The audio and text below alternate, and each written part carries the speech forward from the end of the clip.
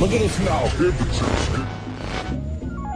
Ooh, Jesus. It's what, 11 a.m.? Combat. Whoa. You fit in seamlessly in this weird MK environment. Do you want a margarita? We're gonna do it. On your marks, get set, and go down. Look at that, huh? Got a new intro. And my next co-host, I would say guest, but that's not right. It's co-host is here to help you guys along. Hello, everyone. Welcome on this 20th day of February, 2026 for yet another edition of Morning Kombat. This one's for the scammers. This one's for the rug pullers, but we ain't giving you legal advice. My name is Luke Thomas. I'm merely one half of your hosting duo. I join you from the capital of Estados Unidos right here in Washington, D.C., joined by my friend from the place that Sherman burned. It's my friend and yours. It's Jed Meshew. Hi, Jed. I'm in that intro. That's pretty fun. Yeah. Also, I'm in the place that Sherman burned. I am from the place that Sherman famously did not burn because he gave it as a gift. So that's true. Shout out to Georgia history. That is very, very true. My Georgia brethren. How are you, Jed from MMAfighting.com? Jed, I haven't spoken to you in a little while. I haven't spoken to you in a little while. Excuse me. How are you doing? Good. You know, we got fights this weekend. We have weird, insane things happening with those fights. We had weird news earlier this week. It's very curious. Like, I don't know, man. This feels like been a really strange week, and we haven't even got to the good stuff, which is tomorrow, depending on how your definition of good might be. Certainly some consequential main events tomorrow. I will say that. That's both true on the MMA and boxing side. And depending on what you like out there, I think there's some gems on this UFC Houston card, which we're going to preview here today. We're also going to get, of course, I know it. Chuck and I on Monday's show were like struggling to be like, what do we talk about today? Because there was just no news. There was no big events. There just wasn't a lot happening. Just waited one day. Yeah, exactly. And then Tuesday morning, it's like Carano versus Cyborg. You're like, I'm sorry, Rousey. I'm like, what is happening? So we'll talk about some of what we already have done, but I also want to spin that conversation a little bit forward. We'll do that today. Plus, we'll take a look at Ryan Garcia versus Mario Barrios, as well as some of the hits and misses, so to speak, from around the MMA universe. Best thing to do right now, folks, first of all, thank you for being here. Really appreciate that. Best thing you can do, of course, give this video a thumbs up, hit subscribe if you haven't. We would really appreciate that if you did. You can see on the screen here below all the socials. Morning Kombat is basically everywhere. You can catch Jed on IG and X with Jed K. Meshew. Meshew is spelled Felon. That is how you spell Meshew.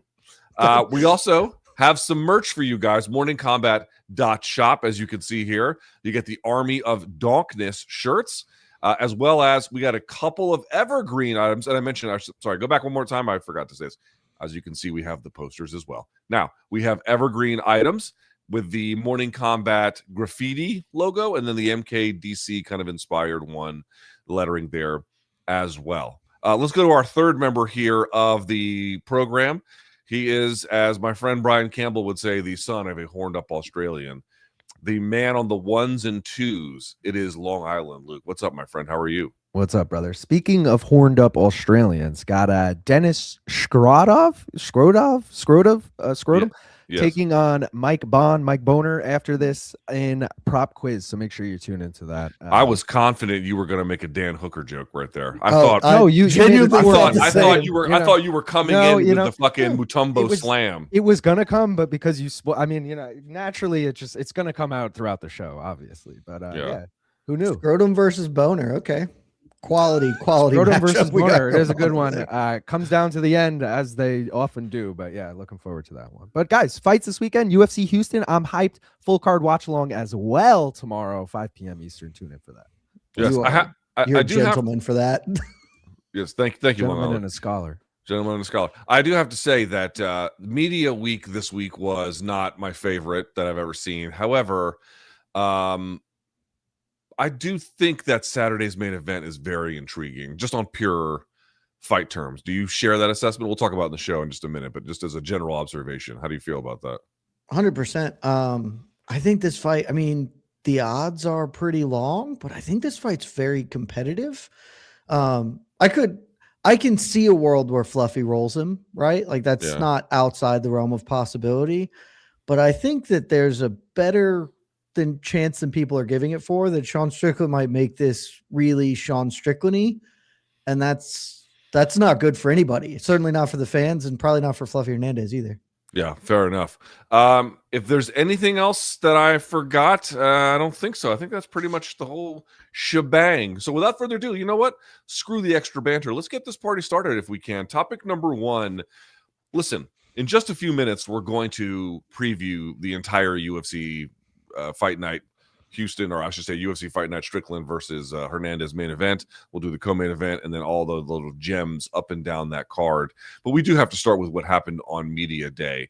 I'm not even sure where to go with this. UFC middleweight Sean Strickland had yet what you can only describe as another Media Day filled with insane comments. They could be, racist comments, homophobic comments, sexist comments. I mean, you name it. And there was just a sort of a series of different diatribes that this time actually happened to catch a little bit more mainstream attention. This one sort of broke containment and got out to the mainstream media a little bit more than others. Jed, I have a question for you. I was not going to play this. We do have a censored clip of it. I mean, just to sort of set you up. For folks, I think most folks have probably heard it, but I guess for the purposes of this show, I guess we will play it. Let's play this clip, and then I have a question about what I want to ask you about. Like, I mean, look at the NFL, dude. You had that. I don't even want to say the its name because, like, it's just like, what? Somebody give me his name. Just come say his name. I don't want to say, I'm talking about the halftime show guy, the Puerto Rican, right? Puerto Rican. Bad Bunny. Bro, yeah, that fucking like, dude, it is so crazy that this is America now.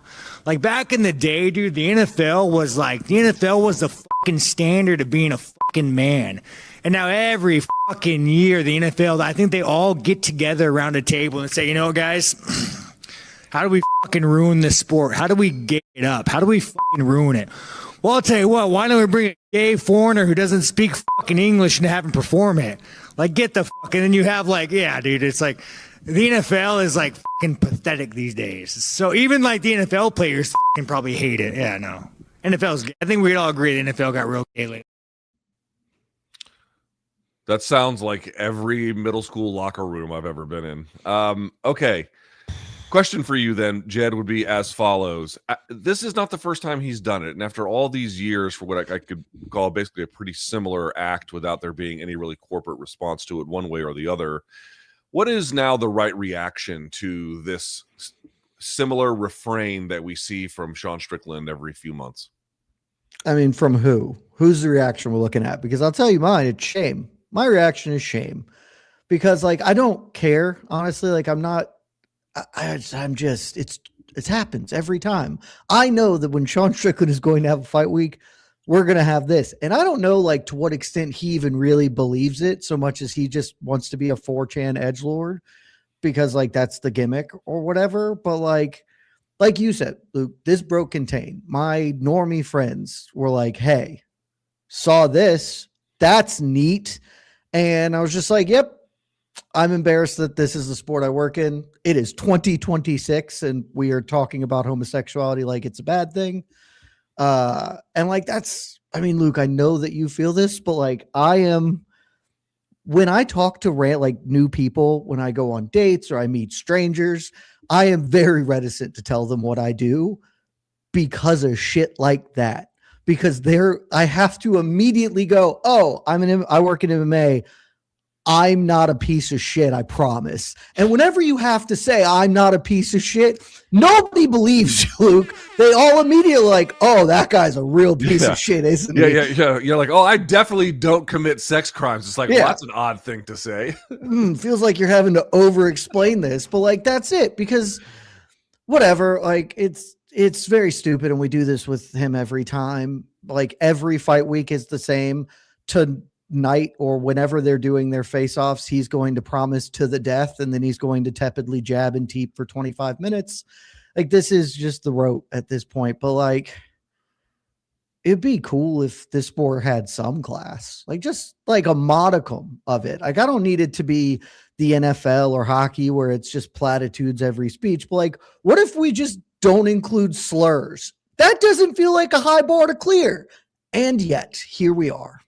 Yeah, man. What was interesting was not only did the event, and there's obviously, he said much more than this. I mean, we put a very minimal version of this out there.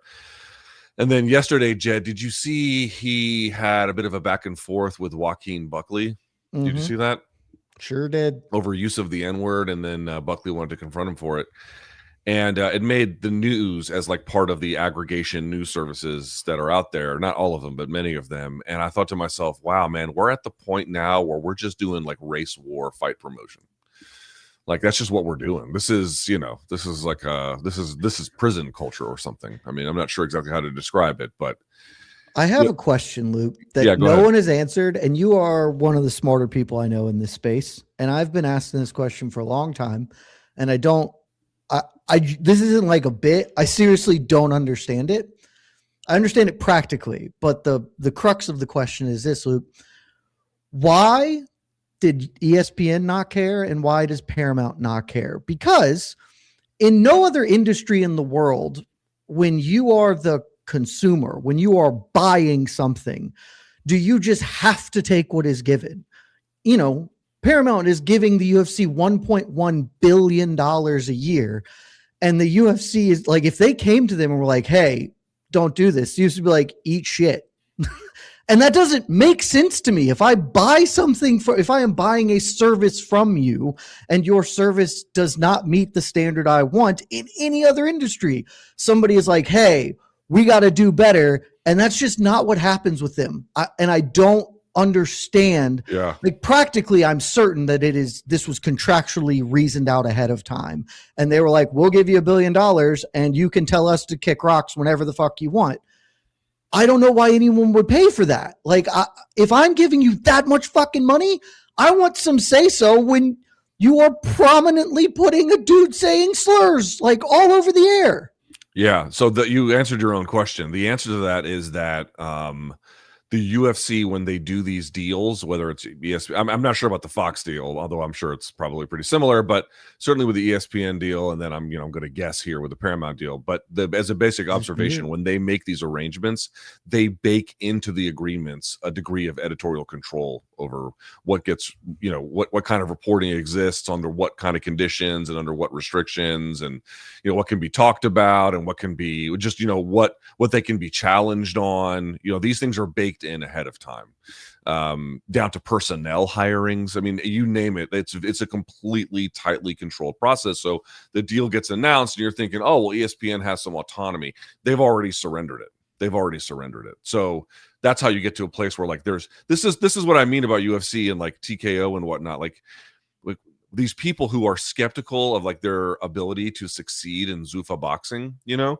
like, oh, I saw Oscar make another video like they haven't done anything yet. And he's right to an extent. Like, if you just look at the events that they've had, they've not been anything super special or anything. But clearly this is not the sum total of what they're going to do. They're going to do a lot more.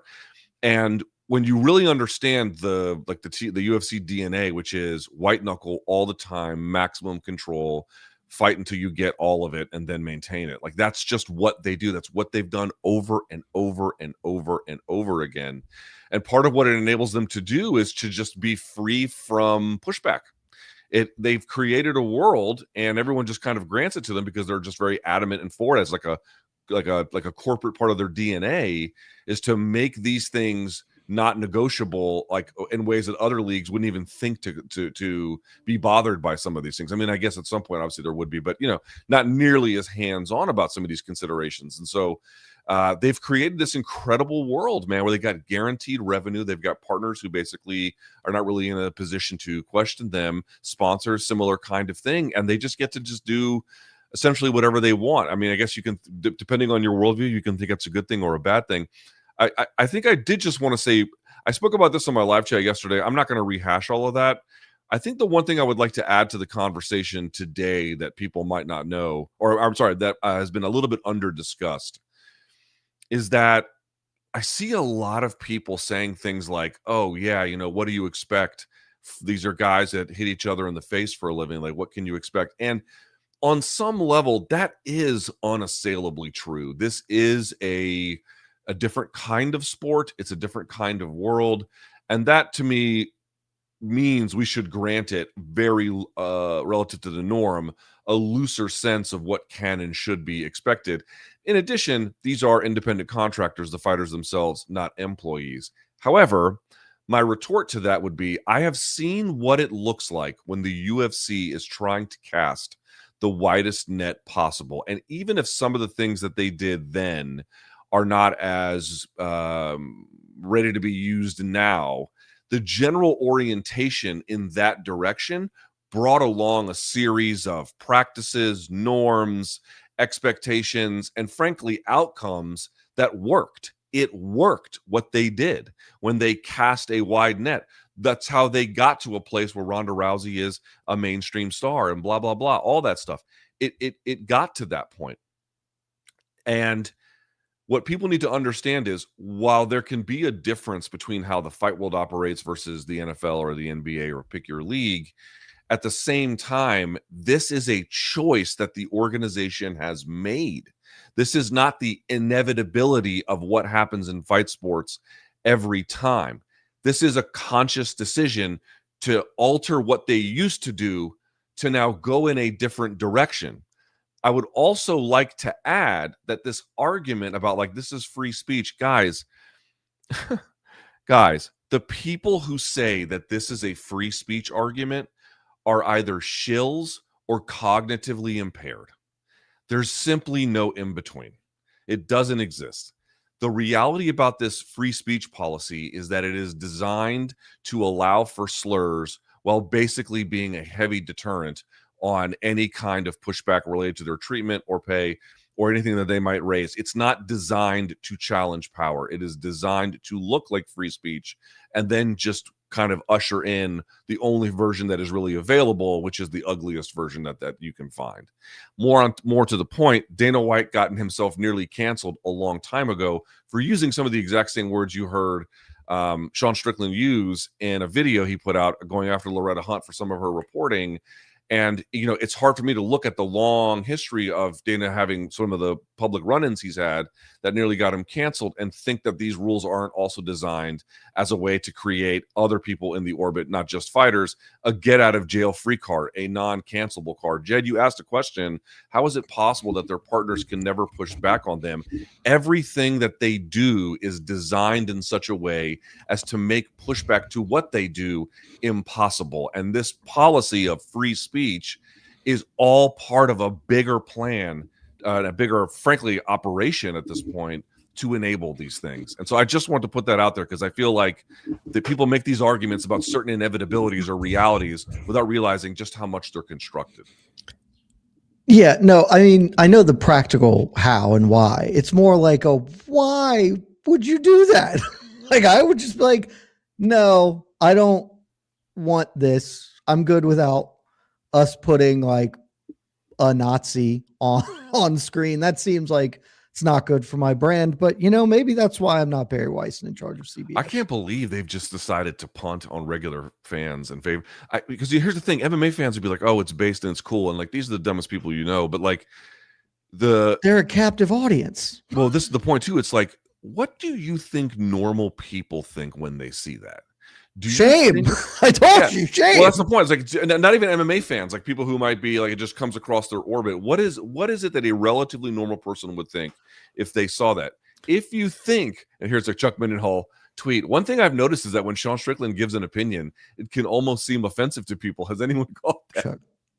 But my point is like, what is it like? My question to MMA fans who are like, oh, you think it's cool? It's like, if we want this sport to be healthy, we're watching divisions kind of deteriorate in front of us.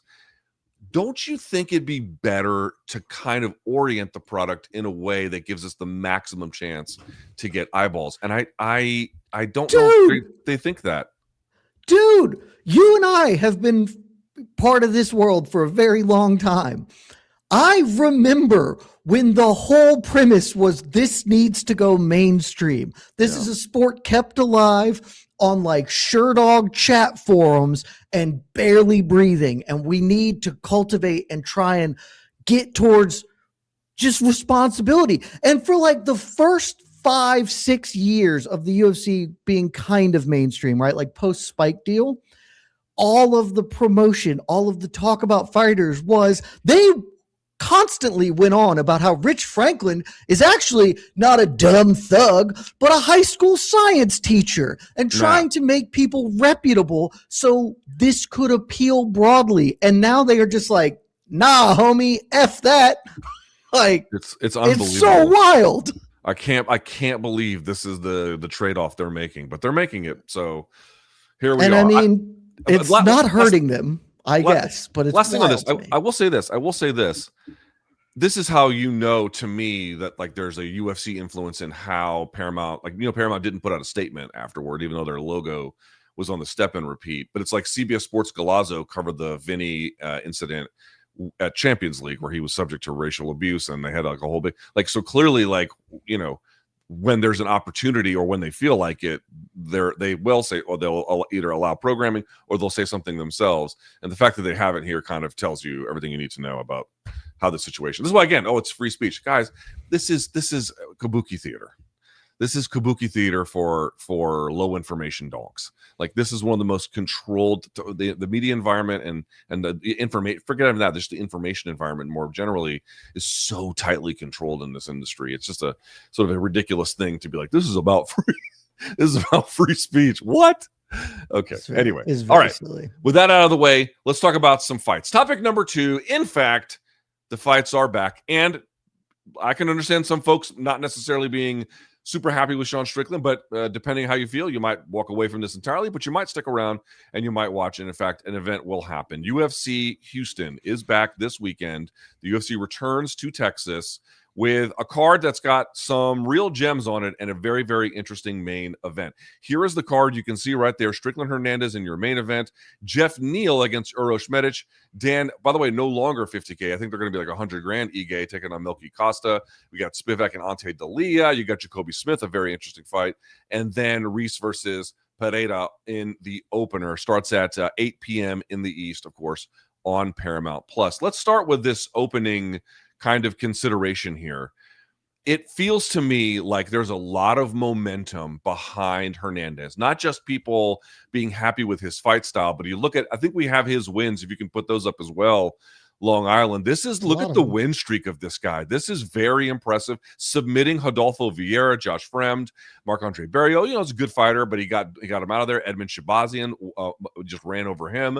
Roman Kopylov submitted him. Michel Pereira stopped him. Brendan Allen went to a decision. Fair enough. Brendan Allen's pretty capable on the ground. And then just kind of mugged Roman Dolidze in his last contest. He's got a ton of momentum. And I think we have to be honest with ourselves. Sean Strickland is a good fighter, certainly a very difficult fighter to contend with defensively. But my question is as follows.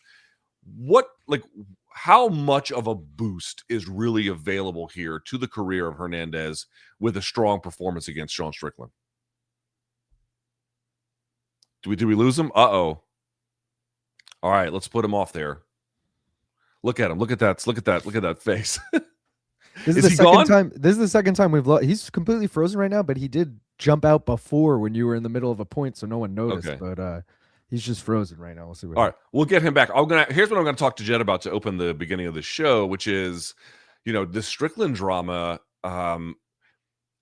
There is a cold calculation that the UFC is making. In part, what Strickland does is a turnoff to people. On the other hand, for the folks who do stick around, they're certainly, just the reality is there's schadenfreude when that person loses and potentially celebration when they win. That really all depends. I mean, this is a kind of, it's the lowest form of how to fight promote, but it is a way to fight promote, if that makes sense. In any case, the question is what happens here for Fluffy if he wins? He's on an incredible win streak. To me, what's really interesting about this fight is that you're getting it at a point where Sean has achieved more, right? Beating Izzy, he's achieved more. But there's a real question about where he is in his career. There's a real question about that last fight, or the fight, I should say, against the second fight against DDP. I know he now may have had some injuries in that fight, but nevertheless just kind of looked really languid and has had a defensively sort of more natural style to begin with. Let's go back here to Jed. Jed, the question is, we have Fluffy meeting Sean at a moment where Fluffy is on an incredible momentum, And Sean has achieved more and sits at a higher position, but there's real questions about whether he's coming or going. Do you share that framing? And also, what is a realistic upside for Fluffy in the event of a win? Ooh, I mean, that's sort of a lot. Let's start with the upside for Fluffy, right? If he wins, I think he's fighting for the belt next, right? Sean Strickland's a former champion. Sean Strickland is certainly eyeballs, right? Like, well, I don't know if this is going to appeal to people, what he's done, but this is a man who is broadly liked among the MMA fan base. And so you beat him. And if you beat him in the way Fluffy tends to beat dudes, you're over. I don't think that means he's going to jump the line, but his next fight is for the middleweight belt. He may have to wait depending on Khamzat Chimaev and how busy he wants to be, which doesn't seem like super busy, which is a little annoying, but Fluffy's next up if he beats Strickland. What was the other part of that question, Luke? Like, do you agree with the framing that you're getting this interesting moment where it seems like Sean's coming down just as Fluffy's coming up and they're meeting, but it's hard to tell exactly, A, because Sean has achieved more, and B, he is defensively a really tough nut to crack. I don't think Sean Strickland's coming down. I think Sean Strickland very shockingly won the title.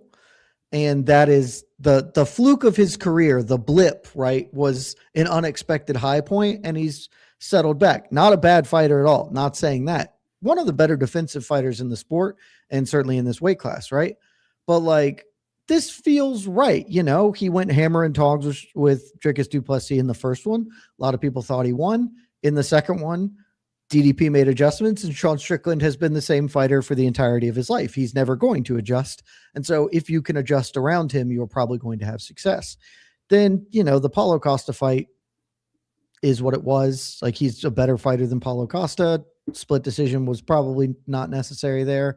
So I think Sean Strickland's just sort of the same. He's at the peak of his powers, and I don't see him like sliding, but if he loses here, it does, you know, there is sort of a momentum shift because he has been up and down, even if I don't think the quality of his performances has changed realistically at all.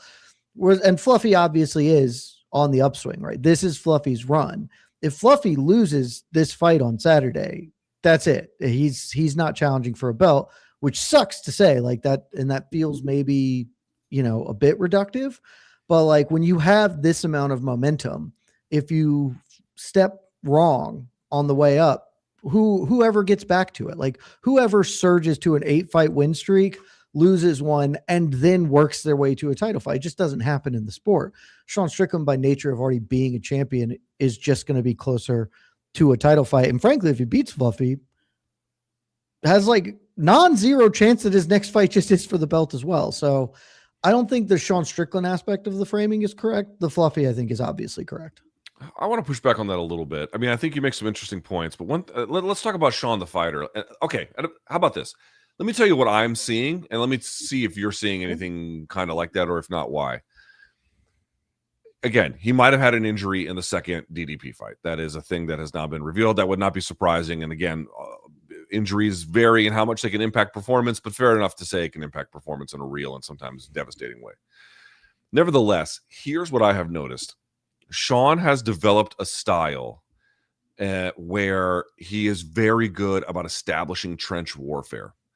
And I think there's a reason for that. I think the reason for it is that, one, it creates a big defensive barrier. He's got a high guard. He's bringing his knees up, right? He's push kicking you. He's moving out of the way. It's like you can never really get to a space where you can let, not the current version. Obviously, Poatan did it, but in general, it's a little harder to land super, super clean on him. He'll roll with punches. So he's got this really strong defensive barrier. But the problem is that also limits his offense.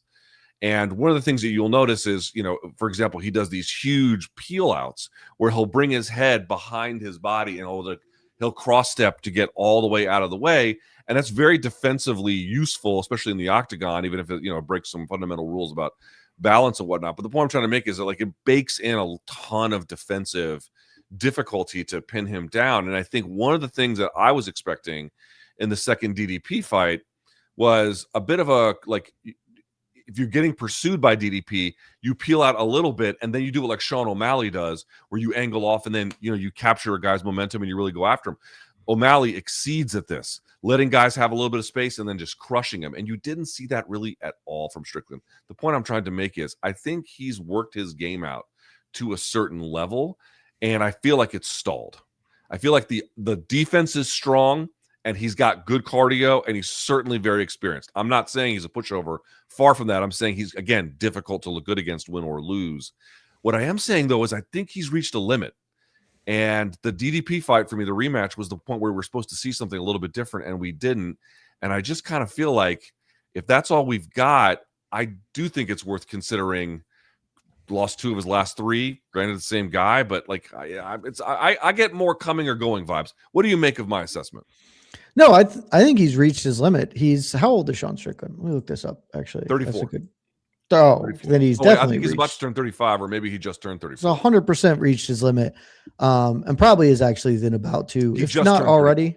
Yeah, if not already, he's probably is about to start declining at that age. It just is what it is, and his game is not really, certainly not offensively. He doesn't add offensive weapons. It has been adding sort of defensive tranches.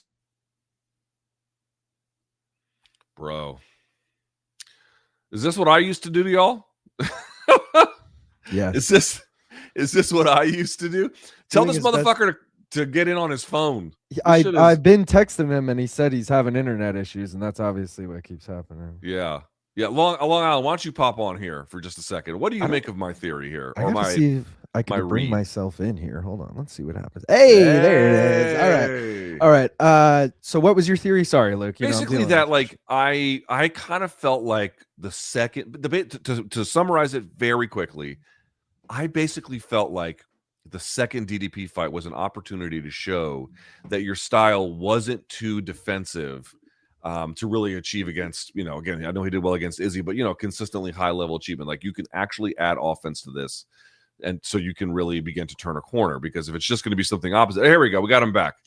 I have no idea what the fuck's going on. My Google Fiber is being a real dick right now, and it's annoying. Listen, Sherman burned Atlanta, and it just hasn't been the same since, Google Fiber has actually almost never given me issues. It's substantially better than other internet service providers I've had, but it's not being my friend. You got right gigabit now, speed? I'm annoyed. Yeah. All right. Take it away, please. Dose gigabits. You were aware, you were saying Sean Strickland had reached his limit. Please continue. Yeah, I think Sean Strickland just plateaued, and the rest of the division is, that's how divisions work. They are, unless it's heavyweight, you are always moving forward, and so the division will start to catch up. And at some point, maybe even right now, Sean Strickland is sort of a litmus test of like, okay, are you a fighter who studies tape? Because Sean Strickland is going to do things that he hasn't added a wrinkle. DDP did. And so when he came into that fight, he cooked him the second time around. Injury or not, he cooked him. Paulo Costa did not. Where's Fluffy Hernandez on that? If Fluffy Hernandez comes in and has a plan to consistently generate offense and work around the jab, he's going to win this fight. And I'm not entirely sure he will. I'm fascinated by this matchup in that regard. I'm not sure. Well, you know what? Okay, yeah, we could play this one actually. Yes.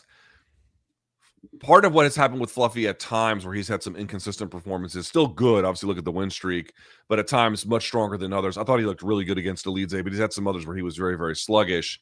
He talked to our own friend of the show, Brian Campbell, about, for example, the Elidze fight, and he basically argues if he's healthy, he thinks that there's nobody that can touch him. Let's take a look. Well, let's talk about your fight last August. This was the one, even though it was your 8th consecutive win, that I think woke up anyone who had ever doubted you of what you did against Roman Dolidze, who simply doesn't get physically handled, right? You can outpoint him, but what you did was wear him out, drag him around, choke him out, and then drop the body as if it was one of the more powerful, most disrespectful moves I've seen in an octagon. And I say that politely, by the way. What kind of statement do you think you made, Fluffy, with that performance?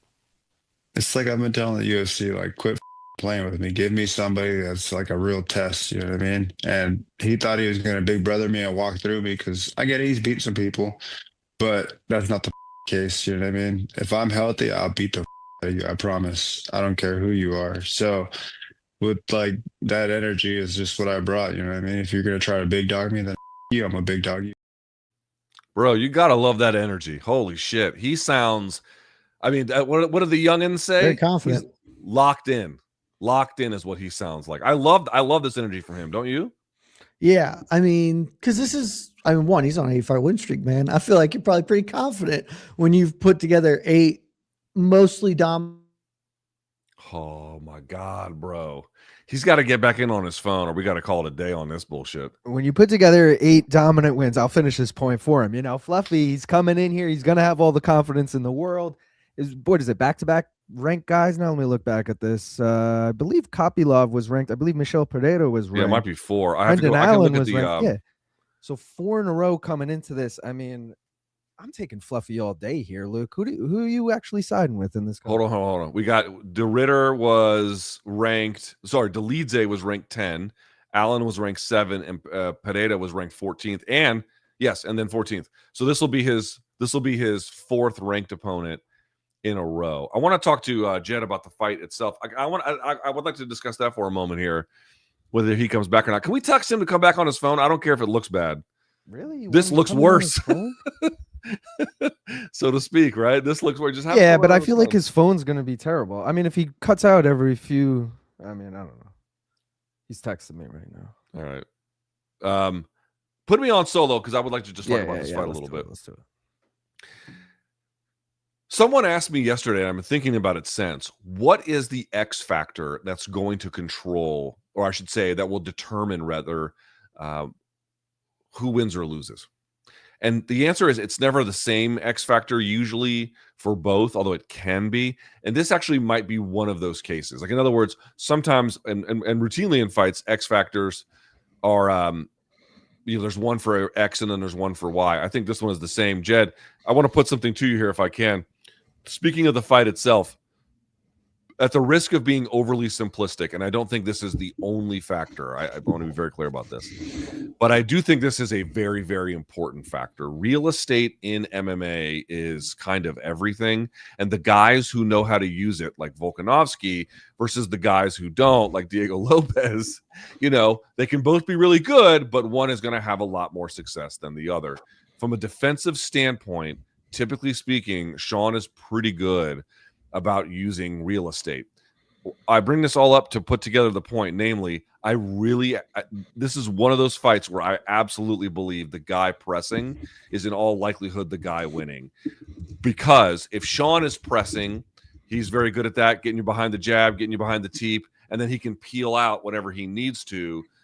By contrast, or I should say, in a similar vein, actually, but in his own way, Anthony Hernandez loves to just pour pressure, get under behind your elbows, get to the body lock, toss you down, you get back up, and just rinse and repeat. His whole style is based on like momentum and accumulation together.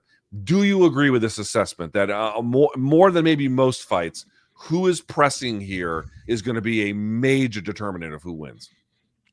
Yeah, I mean, I think most MMA fights, I think that's the dynamic. Like, if I were a coach, and I'm not, and I'm an idiot, so take that with all the grains of salt, I would just train fighters with a cattle. Oh, bro. Okay. He's got to get on the motherfucking phone. 3 fighters. Yeah, 3 fighters. Yeah, no. Pull him off. Pull him Forward. off. He's in and out. Hold on. No. Jesus Christ. Hold on. Bro, take a beat. Come back on the phone, and then we'll we'll finish this. I'm going off the phone. All right. I'll Get be him off back in a screen for just a moment. second while he just orients himself. As I was saying earlier, I think this is like a major factor. If you see Anthony Hernandez, he can spend time on the back foot, but if you're watching him spend round after round on the back foot, you might even say, "Oh, what's Sean really doing? How much damage is he doing?" Well, maybe he's not beating him up per se. Oh, I suppose that's possible, but like, he doesn't even have to do that. Is he touching him? Although I will say this too, this is the part about Sean's game that I also find a little bit frustrating. Namely, he elects to have this trench warfare where you can't really ever cross it. You're kind of just lobbing stuff from either side of it. And what that ends up happening is just kind of flattening the fight too. I don't mean that it's boring. I mean, it makes both guys have to do similar kinds of offense. And so it's just a question of like, You know, you ever seen Jed? You ever seen these guys? You go into like a bar or some kind of an event, and they got the clicker. You know, like 3 people walk in, they go click, click, click.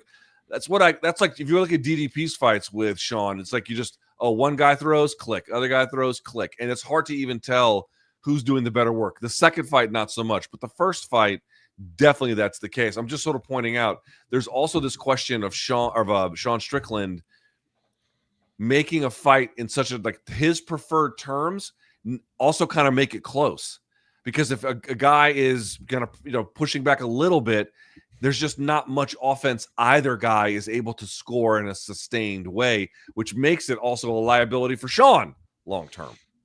Yeah, his style is a problem.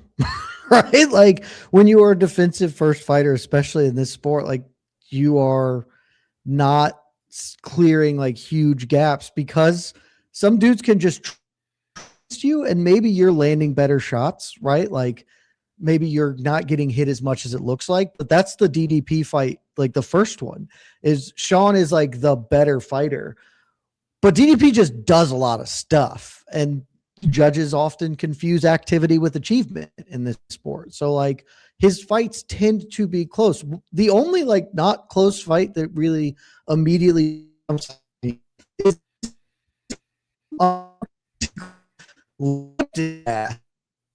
shit. So that's a big face from Luke. No, keep going. I think what we have to do. Oh, okay. Keep going. We have to leave it on a 2-box here, because the more we jump around, it's going to mess with your signal. But if we leave it here on a 2-box, I think we'll be okay. All right. So I trust that you know what's going on. I'm on a phone tether right now, so this is just terrific. leave it on the 2-box, and I think we'll be all right in this particular case. Let's look at this one graphic from Fluffy's response to Sean Strickland's ice meme. This comes to us from, or at least the aggregator was MMA Junkie in this case. Some people, this is Anthony Hernandez talking, quote, "Some people are just dirtbags and like to bring it up. I hope he keeps that same effing online energy in the effing cage, because I'm going to effing torture him." This kind of mirrors the same energy we just saw in his interview with BC. He's full of piss and vinegar right now, riding a ton of momentum. I'd prefer if we weren't doing deportation promotion, but nevertheless, it brings, for fuck's sake. I mean, he just completely dropped out of it. Oh God. It's all right. We're going. We're rolling. You know, our segment later, we'll see what happens. But you know, for the show, we'll see. All right, let's do a little bit of the betting on this one. Long Island. Ooh. Give me some on the main event. How are you understanding the odds here? I mean, a lot of people have been coming at me being like, Luke, I'm surprised you didn't take Sean Strickland here. I guess because of the value, he's plus 225. But I just feel like, is there a world Sean Strickland wins a decision? Sure, but it's not the world I see. Like Sean Strickland was taken down 7 times by DDP, 6 times in the first fight, once in the second fight. I'd argue Anthony Hernandez is a better wrestler than DDP. DDP awkward everywhere, but he's not great anywhere. I feel like Anthony Hernandez, I don't want to put him in the great category either, but he's a really fucking good wrestler. I feel like he's going to have his way with Sean. He also averages 7 takedowns per 15 minutes, Luke. This is a 25-minute fight. That's like 12 takedowns per 25 minutes. So like 2 takedowns around, 3 takedowns around. I feel like there's no world where Sean wins a decision here. I like Fluffy by decision, but I'm thinking there's a world Fluffy could finish him. So I took like officially in a parlay, Fluffy Hernandez money line. But like my prediction would be Fluffy by decision. We got Jed back. I'm gonna bring him. Well, I don't know. Let's talk to Snyder about that. I'm not sure how that's gonna go. Let me ask you about this very quick. Do you think Sean is washed? Is a strong word. Past it. I'm not sure what to say. I mean, he's 35 years old. Is he 34. washed? Yeah, but he's gonna be 35 next week, I believe. No. He just turned 34, I believe. Right? Nah, dude, he's 34, and February 27th he'll be 35. I had the wrong birthday here. That's why I thought his birthday was February 8th. Okay. So he's about 35. I don't have the rankings. I'm pulling them up real quick just to kind of compare him to the rest of the division. I mean, he only lost to DDP, coming off being the champion. It's not bad losses. You got Nasruddin there, who he's already beat, right? He already beat Nasruddin. So like, he's kind of still hanging in the top 5. You got your Brendan Allens, your Izzy's, your Kyle Bohalias. I don't think he's washed, sorry, I should say, I don't think he's in his prime, but I do think he's going to hang around the top 5 for a few more years, honestly. Yeah, well, that might be possible. Again, I think he's defensively sound, so that will just kind of last. All right, here's I'm not sure what we're gonna do here. I think here's what we could do. Here's what we can do. We can try Jed one more time. I think leave it a 2 box, see how it goes. Don't just move around. If that fails, then you're gonna be my co-host the rest of the show. All right, okay, sounds good to me. All right, let's add Jed back. Jed, I like it. Jed, you're on probation. Okay. I like it. This is important. I do this all the time when I'm golfing. Sometimes you have to let your technology know, like, hey, you fuck up again, I'm going to snap you over my knee. Router's on notice. We're ready to go. All right. Who's more likely to win by decision, Sean or Fluffy? The exact same. I think this is going to the cards. I mean, I guess if you're like gun to the head, Sean, but like Sean Strickland's pretty durable dude, and Fluffy is also extremely, Sean Strickland's just not that violent of a dude. So I would be pretty surprised if this doesn't go 25 minutes. All right. Give me your ultimate prediction. Who wins and why? I'm going to go Fluffy, but I don't like it because my analysis is momentum, which is like kind of garbage. I am fascinated to see how the early goings of this look because Fluffy is very hittable early on. Yes. And if Sean can just kind of pop him early and sort of have his game going, maybe the dynamic changes quickly. I know Long Island Luke was saying, that DDP got him down, got Sean down a bunch. He didn't really do a ton with that. Fluffy can do more, but Sean is very good at preventing takedowns and then limiting exposure. I'm going to go Fluffy, but I think this fight's pretty close to a coin flip. I'm so glad you brought up the fact that Fluffy gets hit. He does get hit. And I mean, sometimes he kind of rolls with it. Most of the time, in fact, he rolls with it. Delidze popped him a few times, both with some big punches and some elbows, and he just kind of took it. I think it's just a natural consequence of partly his style, but also just moving into people. They're going to tag you with stuff. But in general, he's been pretty good about it. And it's not like Sean's a dynamic puncher, really. I mean, anybody can get caught, but he's not a super dynamic puncher. I'm going to go Fluffy by decision here. I also think it goes to the cards. I certainly respect Sean's defense. It is very, very, it's just real hard to get through. I think Sean's going to look good early. But one thing we didn't even get a chance to discuss here, did you see the videos that have come out just this morning? We didn't have a chance to plug them in. Sean having a real rough weight cut. And I'm sure it's never easy, but he said he was going blind in one eye as a consequence, a bad one. So Fluffy, I think you might see him lose the first 2 rounds. And then by round 3, begin to turn the tide a little bit, even though Sean's got typically good cardio. That's what I think is going to happen here. I did not see that. That is concerning. He made weight, but he looked like some shit doing it. Apparently everyone did. So congrats to the fighters. But I mean, that is when you're having vision going away, that seems like that's not ideal. So last time I heard about that was Darren Till against Wonder Boy. Remember that? He lost vision. I forgot that is a thing that happened, but yes. Yeah. It's super rare.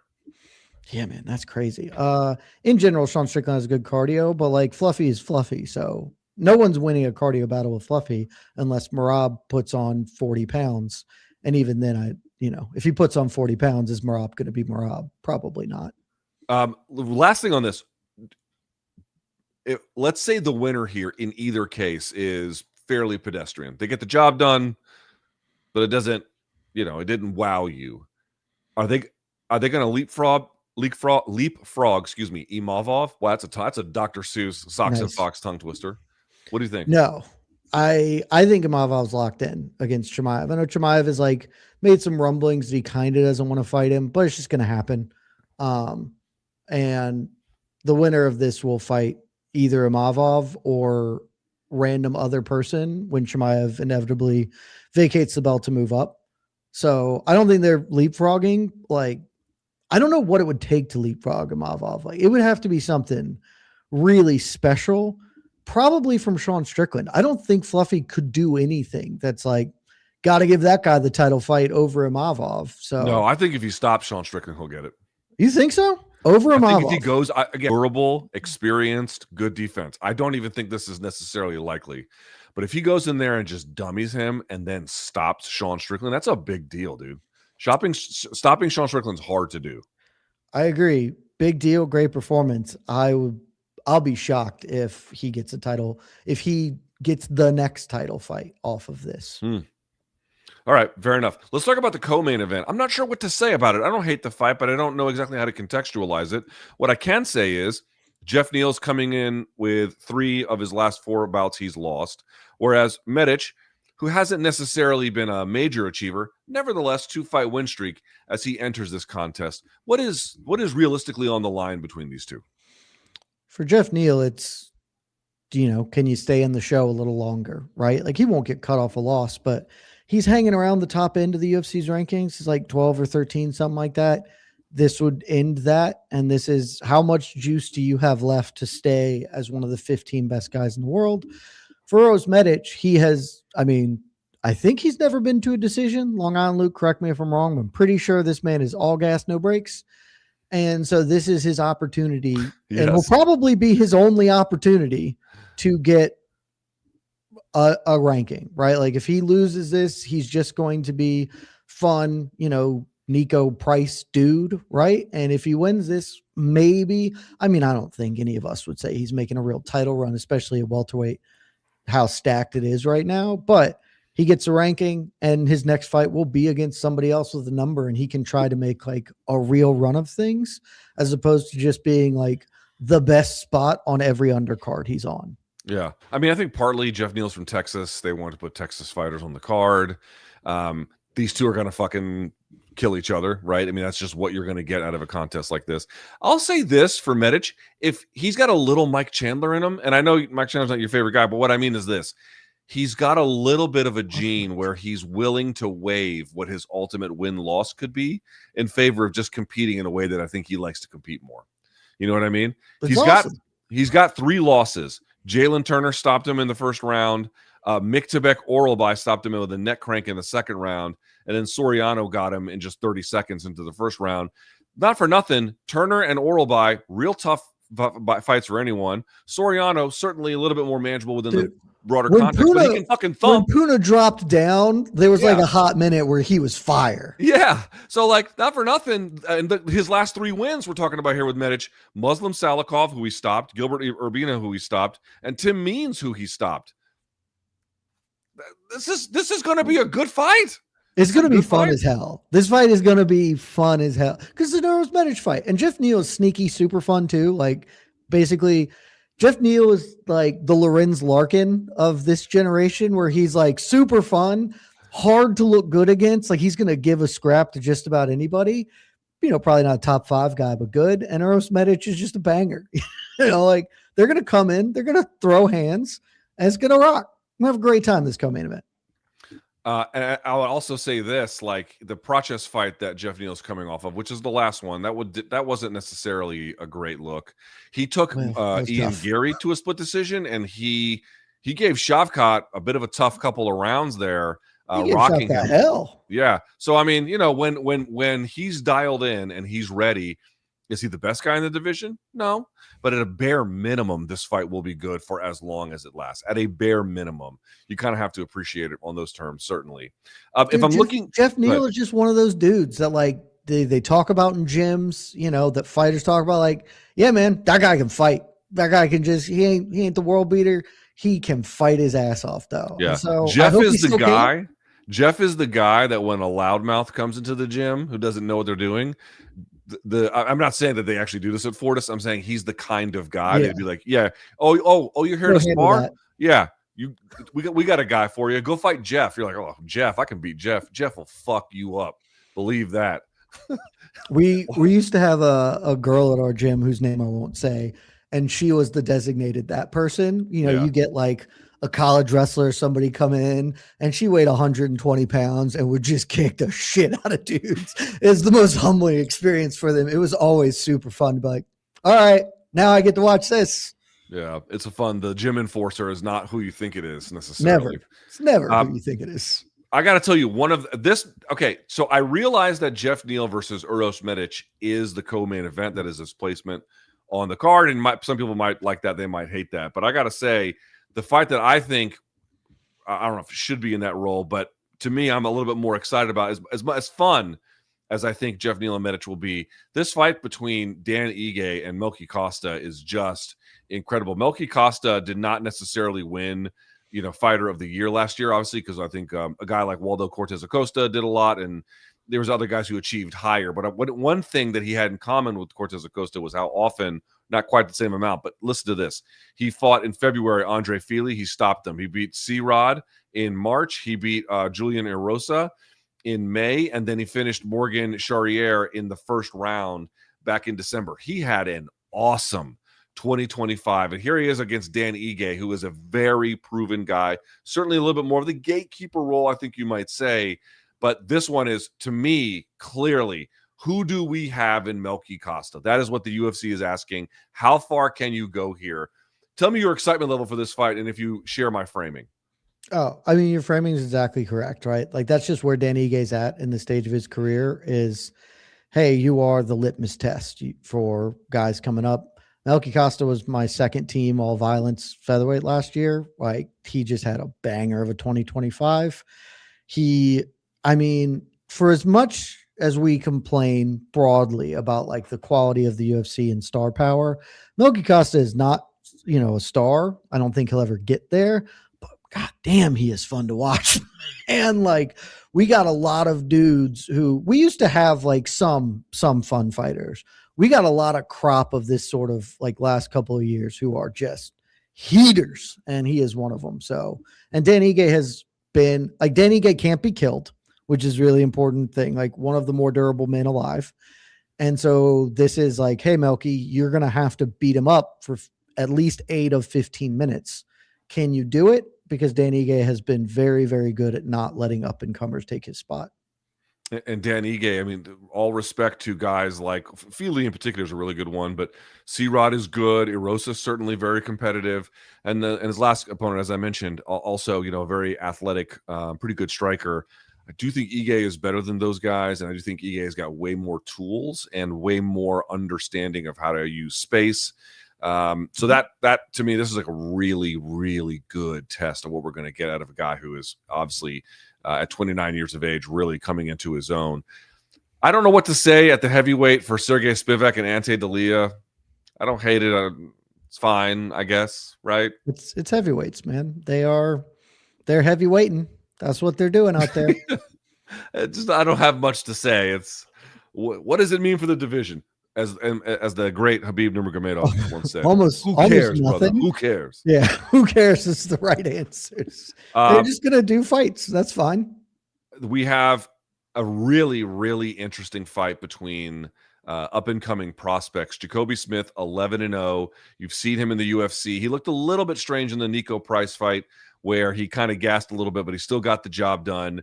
He's an incredible, comes from a wrestling background, taking on a guy who's got maybe the best nickname in the UFC, not the muscle shark like Sean Shirk, no, the muscle hamster, Josiah Harrell. He's also 11-0. This is his UFC debut, but he comes in from being a champion over in LFA. He recently fought in 2026 in January, so he's getting to call up to the big show. He looks like the real deal Holyfield. I don't know if you have a penchant for this one per se, Jed, but I like this contest. Was Josiah Harrell an LFA champ? I don't think I knew that he was an LFA champ. I believe he was. Am I reading the... He was also scheduled to fight JDM 3 years ago and then had to have brain surgery. Sorry, no. He was a champion from a different one and then fought in LFA and then went to UFC. Okay. So I was going to say, I feel like usually I know LFA champs, so no. For that I would have skipped. But, you were, good correction. No, he's dead wrong. I don't know that much. That is dead wrong. I don't know that much about Josiah Harrell. Looked into him like a little bit in prep for this, but Jacoby Smith is one of my boys. I think like coming off Contender Series is like, yeah, this guy is one of the best Contender Series products of, was that 2 seasons ago, I think, for him now. Super talented, like incredible athlete, good wrestling, got a bit of pop in his hands. Like I think there are very big things in store for Jacoby Smith if he can continue to develop like linearly. But that's never the case in MMA, So there are a couple fighters on this undercard that I am very keyed in on, 3 of them to be specific, and he is one of them. All right, tell me who else on this card. Speaking of Punahele Soriano, he's on this card as well, taking on Ramiz Brahimaj, which is a fun one off the prelims. Who else do you have your eye on in this contest? John Paul Laboznoyani. I may have butchered that. And he's coming off Contender Series and I think this is his UFC debut. He was supposed to fight somebody else, right? Like Austin Vanderford. And then that fell through, but like that dude, very polished. I think he's going to be quite good. But the person I'm the most interested in, and people who follow my work will know this, I think I may be the biggest fan in the whole of the world of one of the opening fighters of the entire event. Carly Giudice is my girl. Crispy Carly Giudice is going to be a future champion. She bangs so hard, and she's going to put Juliana Miller through a fucking wood chipper on Saturday. You like her too, Long Island? I was going to say, like, that curtain jerker is one of my favorite fights on the card. I watched that season of Tough that Juliana Miller won, so I've always kind of liked her. I don't think she's very good, but I've always kind of liked her. Carly Giudice has been all action, a ton of fun to watch. She averages, I don't have the numbers in front of me, but LT, you would love looking at her striking numbers. It's like 10 strikes per minute or some shit. And all 5 of her wins by knockout. Like, she's just a ton of fun. She's a huge favorite, minus 800 or some shit, but should be fun either way. She is the closest thing the UFC has to Dakota Ditchevo right now. Like, she is a wood chipper. Is awesome. I love her so much. One half of the Isaac Dolgarian fight is back. Yadier Del Valle is back against Jordan Levitt, which is not for nothing, also kind of an interesting contest as well. And I'll say this, the women's bantamweight contest, Nora Cognoli, I'm sure I'm saying her name wrong, the French lady, taking on Jocelyn Edwards out of Panama. That's also a pretty good contest. That's a rematch. That's a rematch. Nora beat her, I don't know, 4 or 5 years ago or some shit. And Nora's a huge underdog this time around. I guess Jocelyn's gotten a lot better. She's gotten a lot better of late, yes. Yeah, Jocelyn but I'm was still on a run too. I'm still like, you already beat her. I'll take the flyer on Nora there. The reason I popped in is because you brought up Yadier Del Valle, who's coming off the one side of the Isaac Dolgarian. Did you guys see that Michael Johnson has a fight booked now? So I'm not implying anything, but I feel like that points to the Alex Hernandez side being involved more in the betting. Because, like, I see. Why are they letting Michael Johnson? You know, I thought there was an investigation going on. So kind of interesting. Yeah. Okay. Yeah. Good I'm to not know. going to cast aspersions here, but yeah. Certainly an interesting thing to keep in mind there. And there are other fights you could pick on this card as well. Luis Gurule's on the card. Ode Osborne's on the card. Chidi Njokuani versus Carlos Leal. There's a ton of good. I don't care so much about the Zach Reese-Michel Pineda fight. Pineda tried to be like normal, and it just kind of ruined him. So it's the worst. He used to be my boy. Demolador used to be one of my guys, and then it's not fun. Like, if you're gonna lose, at least be fun. And now he's just bad. It's heartbreaking to see what they've done to him. All right, Look very how they good. massacred my boy. Let's go to topic number 3. So, as we mentioned earlier this week, the Netflix had announced that they're going to stage their first MMA event this May. It'll be headlined in Los Angeles, California, at the Intuit Dome, where the Los Angeles Clippers play. UFC 311, I believe, was there. It's going to be headlined by Ronda Rousey versus Gina Carano. It's a 5-round fight. It's going to be at 145 pounds. They have been off a combined 26, 27 years, depending on the math and how you want to do it. Now, there are many aspects of this. You can see the face-off here, and that, of course, is Nikisa Badarian in the background, who is one of the executives over at Most Valuable Promotions. Yes, Jake Paul essentially is staging this fight, if you can find that an interesting footnote, which I suppose that it is. All right, there are many, many, many ways to sort of parse this announcement. But if I had to ask you, now that we've had a couple days to digest it as well, your biggest takeaway from this announcement is actually what? Man, the entire culture is all things that happened 15 years ago, right? Like, we're not pumped about new and interesting things. The biggest fights in the world is Mike Tyson coming back. You know, it's Ronda Rousey and Gina Carano. I'm not opposed to this. I've come around to even thinking the fight itself will be quite fun. And it makes sense. Like, this is age appropriate matchmaking, as my friend Alexander K. Lee likes to say. But it was entirely weird. I did not see this coming whatsoever. And had you told me this was going to happen, I would have been like, oh, that's probably going to happen at the White House. That feels like an appropriate venue for a weird spectacle fight like this. And so instead, it's being on Netflix, and it's crazy times we live in, man. Never would have put this on my bingo card at the start of the year. I think it's interesting that Netflix is in the business. I am not convinced that people are like, oh, this is a big deal that Netflix is getting into MMA. Well, in a certain sense, yes, I do think that's true. But it's like, what do you expect? Like, my question to folks would be like, how many events do you think annually they'll hold?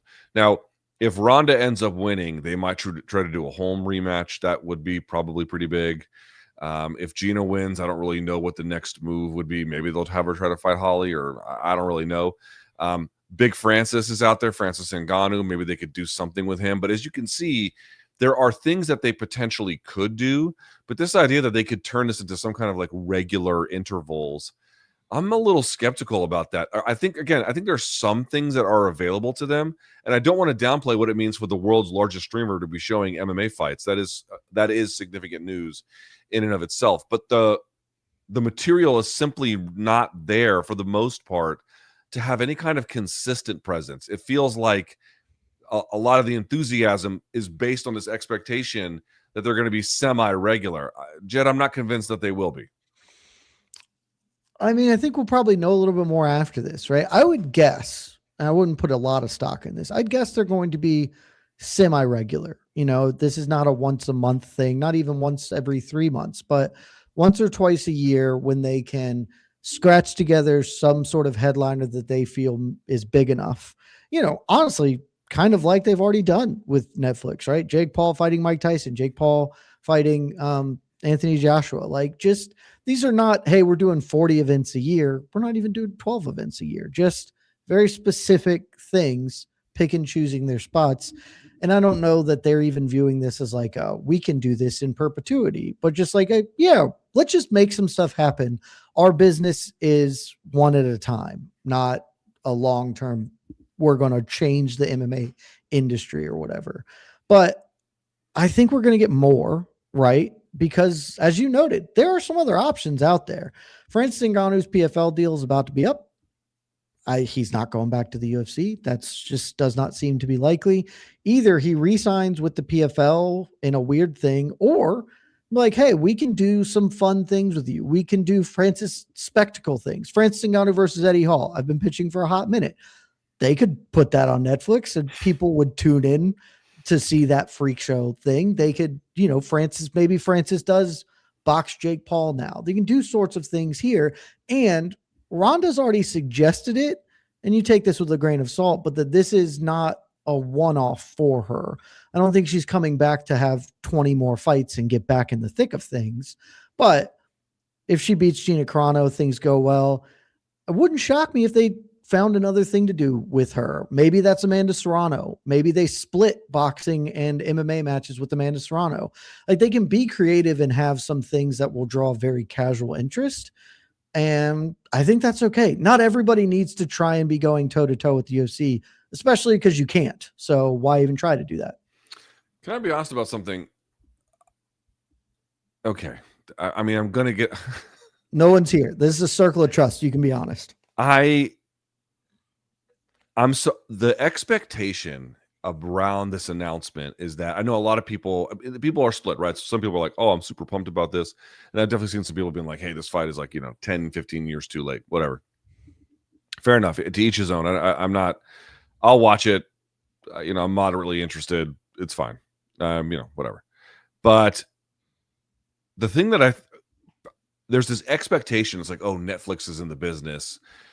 This is going to be good for the fight game. It's going to be potentially, we'll talk about this in a minute, the most watched event of the year for the MMA side of combat sports. And my reaction to that is not so much about that claim. Again, we'll weigh on that in just a second, but rather it's like, can I be honest? Of all the things that I think MMA needs, and I'm not exactly calling Ronda Carano a freak show fight. That's not quite right. But if they did something like Francis versus Eddie, that kind of would be. And I feel personally, it's like, of all the things MMA needs, it actually doesn't need that. You might think that it needs that because it will draw big numbers. And, I'm not sure how much Francis versus Eddie would, but, let's just imagine that it did. It's not that there's not a victory to be had there. But again, I'm going to bring this up. Having watched what Japan did to basically have a nuclear meltdown of their own industry. They went all in on freak shows, and it hollowed out the center of the sport there, and they've never recovered from it.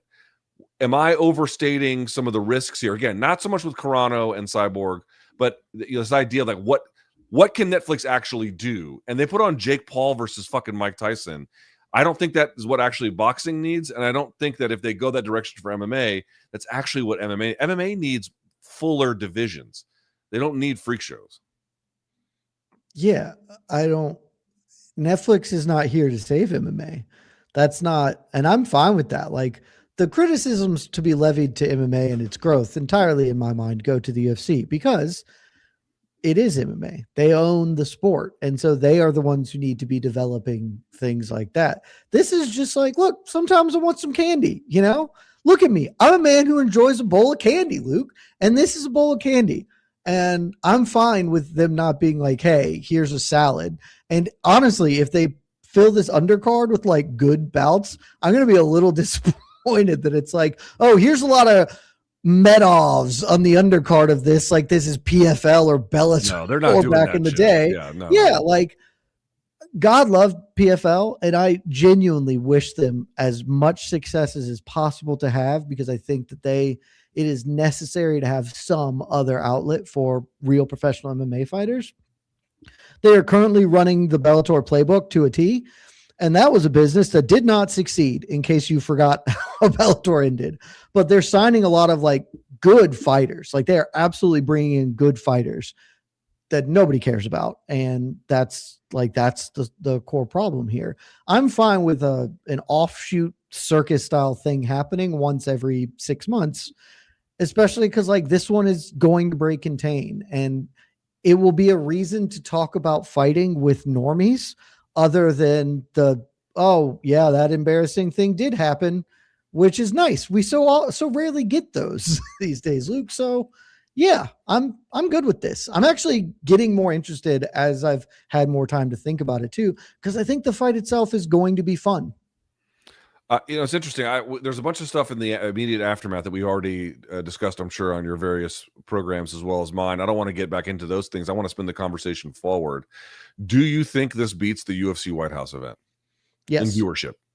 Yes. For two main reasons. One, barrier to entry is so much lower. Just way more people have Netflix than Paramount, which I assume is where the White House card will be shown.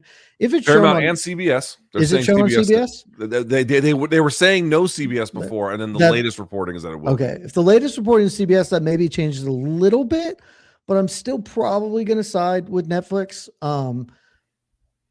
This is very speculative because also I don't know what the White House card is. I know right now that the draw to the White House card is it's weird. Like, it is there are fights on the White House lawn, which is an insane thing to happen, frankly. And I do think that is going to break contain. People will tune into that purely because of the spectacle of fights at the White House lawn. But this is on Netflix. And as you know, Luke, like, combat sports are star-driven mediums. And unless the UFC is doing something that it doesn't seem like they're doing, right? Like, for a long time, I thought the White House card was going to be Connor versus somebody, a John versus Alex, and a bunch of like big famous people and weird stuff. And now it's like, kind of feel like maybe they're just going to put two title fights and treat this like the Sphere show, where it's like Ilya Topuria fights Justin Gaethje, which is a great fight, and I'm interested to watch it. But like, that's Ilya Topuria is not like a star, like a breakout star, you know. So that won't be the gravitas. Ronda Rousey is extremely famous, and you can watch her fight for free on Netflix. How famous is she in 2026? We were talking about this pre-show. Let's have this. She still has like 15 million Instagram followers or something insane. Like, she's still quite famous. She's less famous than at the peak of her powers, certainly, but she is a very famous individual. And Gina Carano is like a pretty famous person. I wouldn't say like really famous, but you know, if you're looking at the Netflix numbers, and I wrote these down ahead of time so I'd have them, Taylor Serrano 3 did 6 million viewers on Netflix, right? Both of these women are substantially more famous than either of those two. I don't think we're getting to like the Jake Paul, Anthony Joshua 30 million number, but this is going to clear 10. Do you think it can be 30 million? So That'd be nuts if it does that. I think it can beat it. Now, I'm not saying that it will beat it. I think you're probably right to come in a little bit under that, maybe somewhere 15, 20, maybe something like that. That's still the most watched fight ever. Yeah, that would still be insane. But here's what I think, and the reason why I say I don't know is because genuinely we haven't seen what happens yet. Man, when Rousey was coming through, Jed, you could probably speak to this as well. You guys just cannot understand what it meant for someone. I said this before. Conor had a bigger following. That is true. But the places Rousey within society would show up at the peak of her powers were places you could never even fathom a UFC fighter showing up. And to that point, hard to reach demographics that typically don't watch fights. It's so funny. We started the show talking about Sean Strickland and how the UFC is just going in. Like the UFC apparently thinks there's a ton of edgelords that are going to power their company for the future. Whereas when Rousey was competing, like if you went to Rousey versus Carmouche, there were young girls at this thing like it was a fucking K-pop demon hunter show. You know, like you cannot even imagine the amount of earned media that Rousey got in her run. So here's my point to you, Jeff, to like bring this all home. If the media responds to her and Carano like this, if you get that kind of buy-in on her, yes, I do think it can beat 30 million. It's just a question of what media responses are going to be. I think the media response is going to be positive. It will depend on like sort of the tone they take as this moves forward, probably, right? Because Ronda did not end her MMA career great and hasn't really reckoned with that in a way that maybe would help her here. But the early returns on this are very positive. That's the message. And like to your point, Luke, my sister has never once asked me about fighting because she simply does not care. The only time it ever happened was when Ronda was finishing people in 10 seconds. And it was just like, yeah, she has broke contain in a way that is really, really outside of the norm for this sport. And especially like, you know, broadly speaking, women's athletics are having more of a moment than they ever have in this country. And this can be sort of a, hey, like here is this, the vanguard of women's MMA is fighting the original women's MMA fighter or whatever. 30 million would be mega numbers. And if it does that, then there's not a shot in the hell the White House card is clocking that. I'm much more conservative. I think we're at least getting into the 10, 15 million. And again, it's important to note that that's still like double the most watched fight ever, which is, I think it's still Kimbo James Thompson is still like clocked 7 million concurrent viewers or whatever. Like that is on television. Yeah. Yeah. Like, cause the pay-per-views are never going to clock those numbers. Right. And so like, if this thing does 15 million, like that's a huge one. If it does 30, everyone should dance in the streets that's involved in this promotion. What kind of a B-side is Carano to you? I don't know.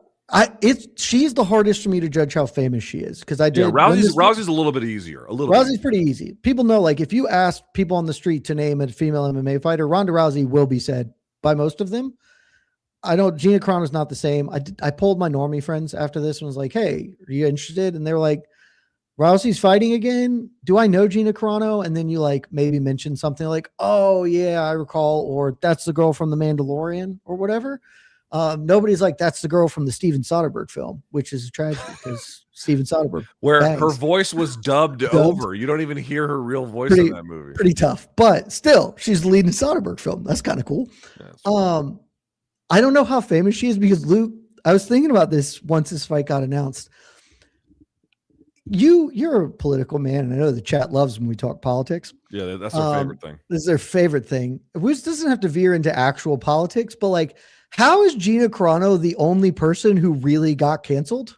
Right? Like she got canceled and then didn't like immediately follow the like Riley Gaines right wing. I'm going to be on Fox News a bunch talking. She just kind of was in that really bad movie with Donald Cerrone and then just hasn't, I think she sued Disney, but she hasn't really been that public. She settled.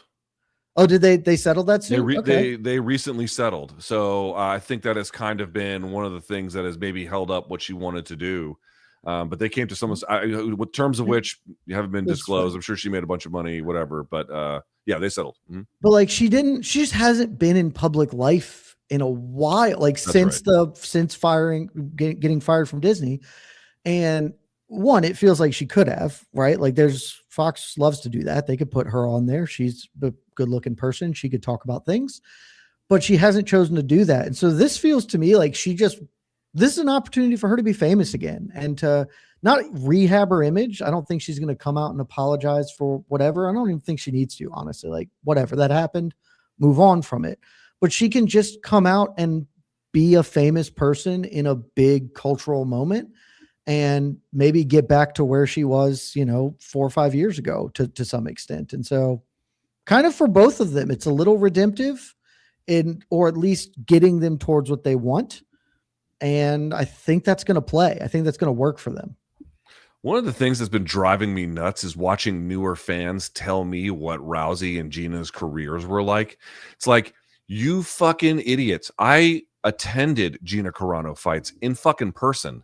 Like, where were you in 2008? Like, motherfucker, like, shut your mouth. You don't know what you're talking about.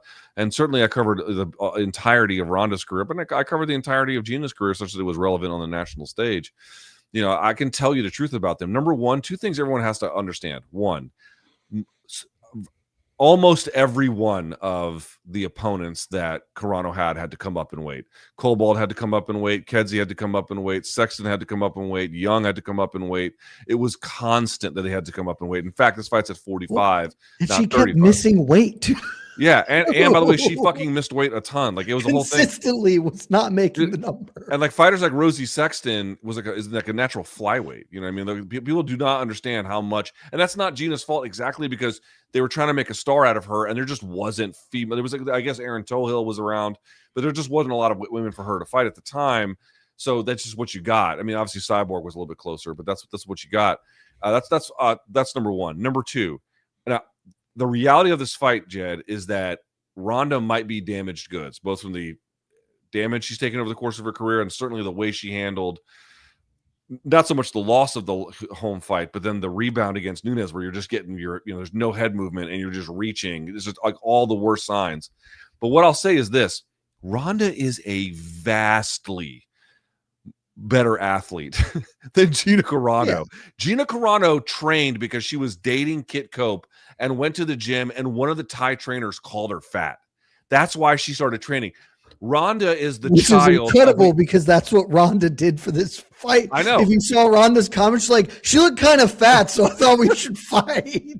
I know. She's like, I saw her how fat she was. I wanted to do something for her. I was like, okay, maybe don't tell the public that if you want to do something for her. But the point I'm trying to make is Ronda is a way better athlete. And I know what folks are going to say. Oh, well, she also fought Betch Correia. Yeah, she did fight Betch Correia. She also beat Sarah McMahon. Guys, I got news for you. Gina Carano never fought anyone even remotely the caliber. Even Cyborg is a phenomenal athlete. It's not the athlete that Sarah McMahon is. I mean, get the fuck out of here, please. So what I'm trying to point out is I favor Ronda in this contest unless she's completely shot from getting her lights punched out. But people who think that they were equivalent talents in their prime, you are high. Ronda was way better. Way, way, way better. Dude. The sad truth of this fight is that very likely Ronda Rousey could still beat much of the UFC's top 15 women's bantamweights. I can say this confidently because Miesha Tate is currently ranked in the UFC's bantamweight rankings, and Gina Carano could not. Ronda's more than likely going to win this fight, but two things that give me some level of interest in watching it happen. One, Ronda could, in fact, be damaged goods. She had a lot of quotes that make it, I won't say overly concerning that this fight is happening, but like, you should raise an eyebrow that Ronda's fighting again after some of the stuff she has previously said. But like, and Gina Carano, for her many faults, can hit, right? She's a big woman. She can crack a little bit. So that could happen. But mainly, like, I think this will be fun because Ronda Rousey was never in a boring fight, and mostly Gina Carano wasn't, right? Like, it's going to be ugly. It's probably going to be a little sloppy given the long layoffs for both of them. But like, this is going to be Gaethje Pimblett, like, this isn't the best thing we've ever seen, but we're all going to have a good time watching it. And in the end, Ronda will win and maybe she'll fight again. And that will be cool. Like that will be a interesting thing to have happening in the sport right now, because while Luke, to your point, maybe MMA doesn't need freak show fights. MMA needs women to fight that people care about, because there are two of them and they're currently not fighting because one of them just got neck surgery. Right. And by the way, is trying to basically kill herself to make a weight class she has no business competing in, even though she can do it and still become a champion. It's a huge problem. I will tell you, I'm pretty excited about it in a certain sense. The one thing I will say before we close here a little bit, we put the graphic up. There is going to be some extra testing done by the California Athletic Commissioner, Ronda, who has detailed what they call frightening neurological issues from your site there, MMA Fighting, written by our good friend Alexander K. Lee, but of course it's been documented in a million other places. Here's ESPN MMA explaining that Ronda and Gina will have to undergo extra medical and neurological testing ahead of this contest. I will tell you, in general, I don't have much concern. I will say I do feel like this is a better call, Jed, than the Ronda Rousey Katie Taylor boxing match that Netflix was kind of kicking the tires on. To me, that is just an automatic no, and it should be, in my judgment, an automatic no in this case. However, what I will say is Gina, a much better fight for Ronda the other way. How bad would it be if Ronda gets her lights punched out again after having explained she's had severe concussion problems and it happens on Netflix? It would be tough. I don't suspect Netflix will care, right? Because like they're not going to bring up the severe concussion problems. But like for us, we'll be like, wow, that maybe this shouldn't have gone on, despite the fact that they're getting neurological testing. Like that's just the pallor would hang over this. It would be catastrophic for her ever fighting again, probably. Because like then any loss probably just makes her not want to fight again. But like that kind of loss feels like you would be like, oh, yeah, I stepped away for a reason and I need to just be at peace with that. And we would then get to talk a lot about like, wow, that was bad. And this thing that was kind of fun and that is the most viewed fight of all time ended in a really, really depressing way. I feel way better about this than Mike Tyson fighting, right? Like, Mike Tyson fighting, there was a non-zero chance somebody died in that fight. I think that is not very likely here. It's age-appropriate matchmaking. And so if that happens, it won't be the best thing, but it's not something I'll like clutch my pearls on. This is a fight we'll discuss, I'm sure, for the many weeks to come. Will be one to pay attention to, certainly in 2026. Let's go to topic number 4, if we can. Boxing is back, and we're not going to talk about the whole card necessarily, although it's a pretty good one on DAZN this weekend for those who still subscribe. I do not. However, it's going to be on pay-per-view. This is one of those ring cards. This is the card right there. By the way, DC Zone, Gary Antoine Russell taking on Andy Hiraoka. Big shouts to him. Richardson Hitchens is in the co-main against Oscar Duarte, a previous, by the way, Ryan Garcia opponent. But this main event to me is really, really interesting. Ryan Garcia has way more athletic gifts than a guy like Barrios, but and here's the face-off one more time. Look at how much taller at 147 Barrios is than Garcia. Garcia is usually the taller, longer guy. Not necessarily going to be the case here against Barrios, it's better that obviously Garcia is going to 47, especially since he missed weight against Devin Haney. Hello. But I got to say, this is a tried and true welterweight. That's their 147 for the MMA fans in Barrios. Here's the really strange part about this fight, Jed. First of all, you can see who's the champion here, Barrios. But Barrios is coming off of, I think, back-to-back draws. Yeah, right. Weird. Wait, name the last champion who came off back-to-back. I couldn't even fathom what the next guy would be. So there's that. Also, if you go back and you watch his Netflix fight, and this has been kind of a pattern, but it was especially strong. He looked good early in that fight and then kind of faded down the stretch. And it's just kind of like you could see how that one went to a decision because he just kind of let the fight slip away from him. Garcia, on the other hand, seems to have much more fun, athletic, powerful tools. But hello, he looked like buns against Rolly Romero, another title fight. The question is this: how are you sizing them up from a styles contrast? And more to the point, this is the one I wanted to focus in on. So start on this one first, if you can. this is a little bit. I know Garcia is just 27. I know he's just 27 years old, but this feels a little bit like, bro, if you're going to win a world title, it needs to be here. Because if you can't win under circumstances like this, you just can't win a world title. Fair or unfair? Mostly fair. I mean, like, yes, he's still young, and so you kind of want to give him a little credence. But at that point, his last 5 fights would be just a full-on roller coaster, mostly downs there, right? Like, and so it is, yeah. And because the truth of the matter is, like, we'll talk about the fight and sort of, you know, I've got some thoughts, I'm sure you do, about like how this fight might look or how dudes can win. But I think in the simplest terms, tell me if I'm being reductive, Luke. Actually, tell me if this is, in my mind, if Ryan Garcia's head is on straight, he's going to win this fight. And the question with him, like with Rose Namajunas in MMA, is he going to show up and be dialed in, or is he going to be a head case and get cooked? Because either are options. And, you know, I hope we get the best Ryan Garcia, because if we get that guy, I think he should put on a showcase performance.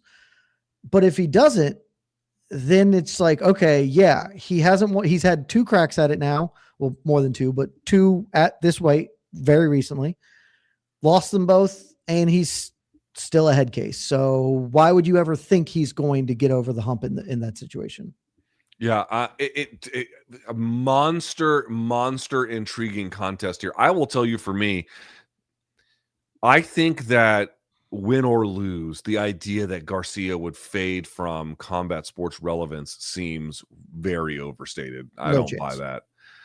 But I will say, Barrios, to me, experienced, at times can look very good, but seems like a layup as an opportunity for Garcia to get a title. As we mentioned, fades down the stretch, big for the weight class, or not big for the weight class, but bigger than Garcia is for the weight class, certainly. And, you know, has fought some tough competition and held his own, but lets fights slip away from him late, and does not have the same athletic tools as Ryan Garcia whatsoever. This to me feels like, brother, you have mismanaged your career and you've had a lot of opportunities to get better. If you want to call the last one a mulligan, fine. But I actually do kind of feel like this is do or die. Again, not as a presence in boxing. No, not at all. Maybe not even in a big fight per se, but as a guy who's like, oh, he's going to win a world title. He's going to be a champion for a while. We're going to use that to evaluate his legacy. Because remember, Ryan Garcia had a lot to say about whether or not Triple G was a Hall of Famer. And I was like, brother, okay. I mean, I make comments about people who have achieved in ways I don't even compete in, but it was a little to be like the strength. He was very stingy with Triple G, and it's like, if we apply the same rubric to your career, who are you? Who are you? I think this is majorly consequential for how the boxing world treats him after Saturday, personally speaking. But have you considered that if he does lose, perhaps he could go win the Zuffa title? You know, we got a new title out there, Luke. Do they have a 147 division? I don't know. Why not do it? They could do it. Plus, you know what? Then Ryan Garcia could say whatever he wants, because Dana White believes in free speech. So yeah, whatever slurs you want to say. In heaven there. Yes. Ultimate slurring championship is where you can go. We do. Oh, Garcia says, okay, we have a clip here. I want to react to it. Garcia believes he kind of knows what Barrios is going to do. Let's watch it. I was definitely, I've said this before, I think it's an advantage for me. I definitely know how he's training. I know all those speed bag drills when you hit it up, down, up, down, and then the little bag work where you got to go like this, you know, all day long. So I know exactly how he's training, and I know how I could train even better, because I've trained exactly how Joe, and I've done everything Joe has asked as well when I was in there. So, and Joe knows I'm a hell of a runner. I don't think there's any fighter that could run better than me, you know, road work-wise. So he knows I could push it, and I could be a mean motherfucker. And, you know, come Saturday night, I'm going to be a mean motherfucker. I'll say this. He does not strike me as an especially thoughtful guy. However, I do think that if you get Garcia with an edge, Dude, there's a world, and I'm being serious. There's a world where he looks like trash on Saturday. Like genuinely, like, how did anyone ever think this guy is good? That's one possibility, and I don't think it's that world. yeah. Well, I don't think it's even distant from he wipes Barrios out in 3. You know what I mean? I absolutely think that is you're facing it. Barrios, what would you say is Barrios' signature punch other than the jab? And I don't know what the answer to that would be. Whereas left hook fucking Larry right hand to the body, maybe. But I mean, like, it's the jab. We'll see. His game is the jab, and that's like what he has to bring to the table. But yeah, like he doesn't. Nothing after that is like scary, you know. That being said, if he gets the win, you saw Devin Haney being hugely redemptive in his last contest. Garcia would become a champion here. He'd still be just 27. It would be proof of concept. It would be major for him. Barrios, I feel like people didn't expect him to be in this place anyway. So if he loses it, it's more of like a return to normal. So there is, to me, really all eyes on Ryan Garcia, because the upside is significant and then the downside to me is significant in ways that it's really not the case at all for Mario Barrios, 100%. Yeah. I mean, but that's kind of like, that's sort of the texture of this fight. Yeah. And a lot of Ryan Garcia fights in general. He is the A side despite walking first. As we mentioned, I'll put the card up one more time. Long Island, as you can see here, Richardson Hitchens is a favorite over Oscar Duarte. Gary Antoine Russell, a pretty decent favorite, minus 350, according to our friends at DraftKings, over Andy Hiraoka. Frank Martin, who came off a big win over Rances Barthelemy, who has stunk up the joint more times than I could even count. I loved it when he flattened that guy.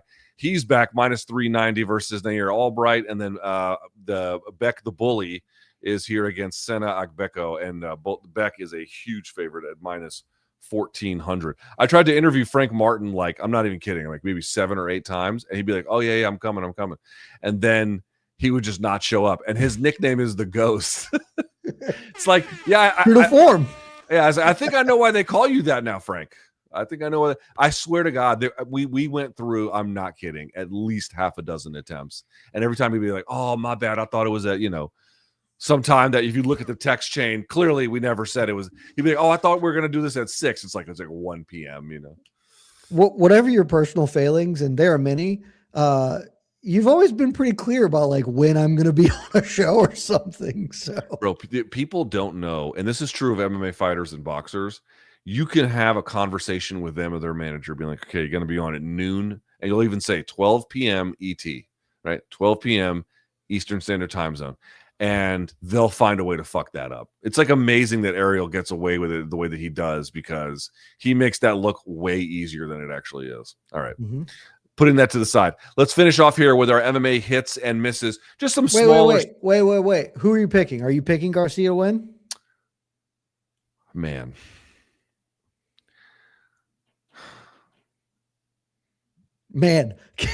Given like how big a betting favorite Ryan Garcia is, that you are in this level of like the terror zone figuring it out, I'll probably go slightly in Garcia. But I mean, if he looks anything like how he looked at the Times Square fight, he's going to get smoked. You know what I mean? I'm boldly picking him. Body shot knockout, left hook to the body. Oh, nice. Yeah. Fair enough. All right. Topic number 5. Let's do MMA hits and misses. Just some, some smaller stories from around the combat sports world. We'll go through these here pretty quickly. Gamebred FC has announced a 16-man bare knuckle MMA tourney. This will take place in the Dominican Republic, and it's got at least a couple of familiar names. Anthony Smith is going to fight Chase Sherman in this fight, as well as Muhammad Usman, who just got cut from UFC, taking on Guto Inocencio, who at one point was actually a pretty good kickboxer. How are you feeling about a DR 16-man Gamebred FC bare knuckle tourney? Dude, I love this. I'm an old school sicko fan, right? Like if you put a tourney in, I'm in. Bare knuckle MMA is like, there hasn't been a lot of it, but I'm interested in it sort of as like its own little offshoot weirdo thing to occasionally enjoy, not to be like the focus of a fandom. There are some names that I know, and tournament structures are easy to like because like, okay, these guys fight until they fight each other. And so I don't have to like think about it too much. Is this the best MMA in the world? Of course not. but you've got the legend Anthony Smith going in. And so like, yeah, I'm going to watch. Sure. Why not, Game Bread? Good on you. Listen, exotic places, fucked up rule sets, questionable authenticity. That's real MMA. That's real MMA. That's the MMA I grew up on. Yeah. So, People think that UFC is real MMA. No, this shit, this crazy ass shit. I will say this about Anthony Smith. I don't quite understand what he's doing. Chase Sherman, I think, he's all these guys are whatever ability you want that you can correctly place at. Anthony, I think, achieved a lot more, but the body language in the last few fights I just didn't really love, and I thought he retired a little late, to be honest, but certainly thank God that he did. I don't love this return for him. I've always kind of liked Anthony, and I still do, but I don't really get what I don't know. Does he need money? I don't know. I don't know what this is. Did you hear him talk about it? So he posted a video a couple days ago, or I did whenever, to his YouTube. He didn't go into super detail, but the rough thing is hey, I retired. Why am I back? And he gives you some longer story, but the crux of it was, before he was going to fight Magomedov Ankalaev, he was almost at the end of his contract, and he was talking to Game Bread about doing something with them. He re-signs with the UFC, finishes out his career, and he retires. And then he's like, and then they called me again. And I realized I retired because MMA wasn't fun. The UFC wasn't fun. I wasn't having fun. And this seems real fun. And while that might not be the best reason to do things, I appreciate it because yeah, I agree. This is silly and fun, and do silly fun things. So let's go. Lionheart for days. I hope you're right. Dana White and Eddie Hearn this week had what do you want to say? An incredible back and forth. Let's watch the back and forth, at least most of the back and forth, and then I want you to weigh on it. Let's go Dana first. And then I saw, Eddie Hearn saying that the belt is cringy and all this stuff. I don't think anybody looks at Eddie Hearn and says, "Oh, this guy's a visionary," or the guy's been in boxing forever. I look at him like most politicians.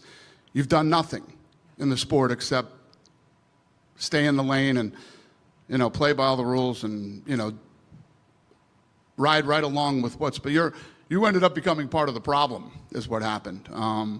And I don't want to sit here and smash Eddie Hearn or anything else, but Eddie Hearn works for his dad. You know what I mean? He works for dad. And, I don't think he's come in and ever had any type of vision, whereas we do. And we're gonna change the entire sport. And I understand the people who are the status quo in boxing don't like it. But it doesn't mean they can't still do their thing. If your thing is as good as you think it is, and you are as good as you think you are, then do your thing. Good luck to you. I'm going to do my thing, and they're going to do theirs. Okay. That's his statement. You can take it for what it is. Now, Eddie's is a little long. I don't know if we're going to play the whole thing, but we're going to play most of it. Bear with us, because this is actually really worth hearing. Here's Eddie Hearn's response. Dana White. Yeah, my new mate. You are just Barry Hearn's son. We've got him already. That from Dana. What did it take? A month to allow him to get beating up baby? Well, that's a sick mind for one. I don't know what the fuck he was talking about there. That's quite disturbing, if I'm honest with you. It's very strange because I've got to be honest with you. I wouldn't say up my arse, but Dana's always been so complimentary about us as a company and me as a promoter. But to say that I don't have any vision is really strange. I mean, right now, when you talk about Zuffa's, or whatever it's called, when you talk about their vision, what's their vision? What, getting Max Kellerman to tell everyone that Callum Walsh is the next Roy Jones? Or putting Charles Martin on a headline show on a Sunday night in front of 126 people in your garage? In a ring that looks like you've just got it out of a local club show? I mean, what sort of fucking vision's that? Or better still, oh no, here's a belt, and it's Zuffa. Look at the vision. That's not vision, that's control. Because the reality is, when he says we can't compete, they can't compete in this cutthroat world of boxing. Because it's a horrible world, and they don't want to compete. They want to create their own world. But listen, at the moment, when you compare Matchroom shows to Zuffa shows, quite frankly, Zuffa shows are absolute complete dog shit. But they're going to get better, and they're going to sign some big fighters, and they're going to spunk some money, they're going to waste some money. I've said it before, they're clever people. But right now, they're trying to manipulate fight fans, and they don't understand how intelligent fight fans are when it comes to boxing. You can't create these cards and tell everyone it's the best be the best, because it's quite frankly not. And the reality is, yes, I do work for my dad, but guess what? Dana White has worked for his daddy for a long time. The Fertitta brothers. That's who he worked for. And right now, Dana White's got a new daddy. And his name is Turki Al-Sheikh. Turki Al-Sheikh is Dana White's pappy. Okay.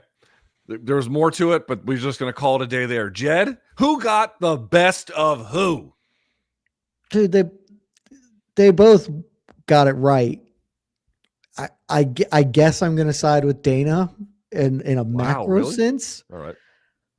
In a micro sense, Eddie is absolutely correct, right? Like, I've watched the Zuffa boxing cards. They're dog shit. You know, like, this is, yes, Dana White's claims of vision. Dana had vision. I'm not here to say he didn't, but Dana's vision had nothing. Nothing would have happened without the Fertittas and a shitload of luck, by the way.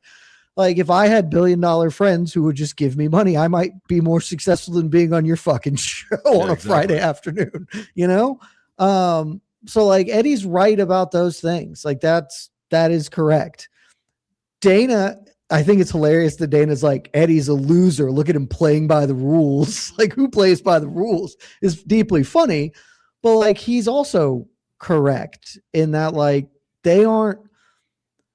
boxing is not fighting the right battle, in my estimation. Time will tell if I and Dana White are correct or not.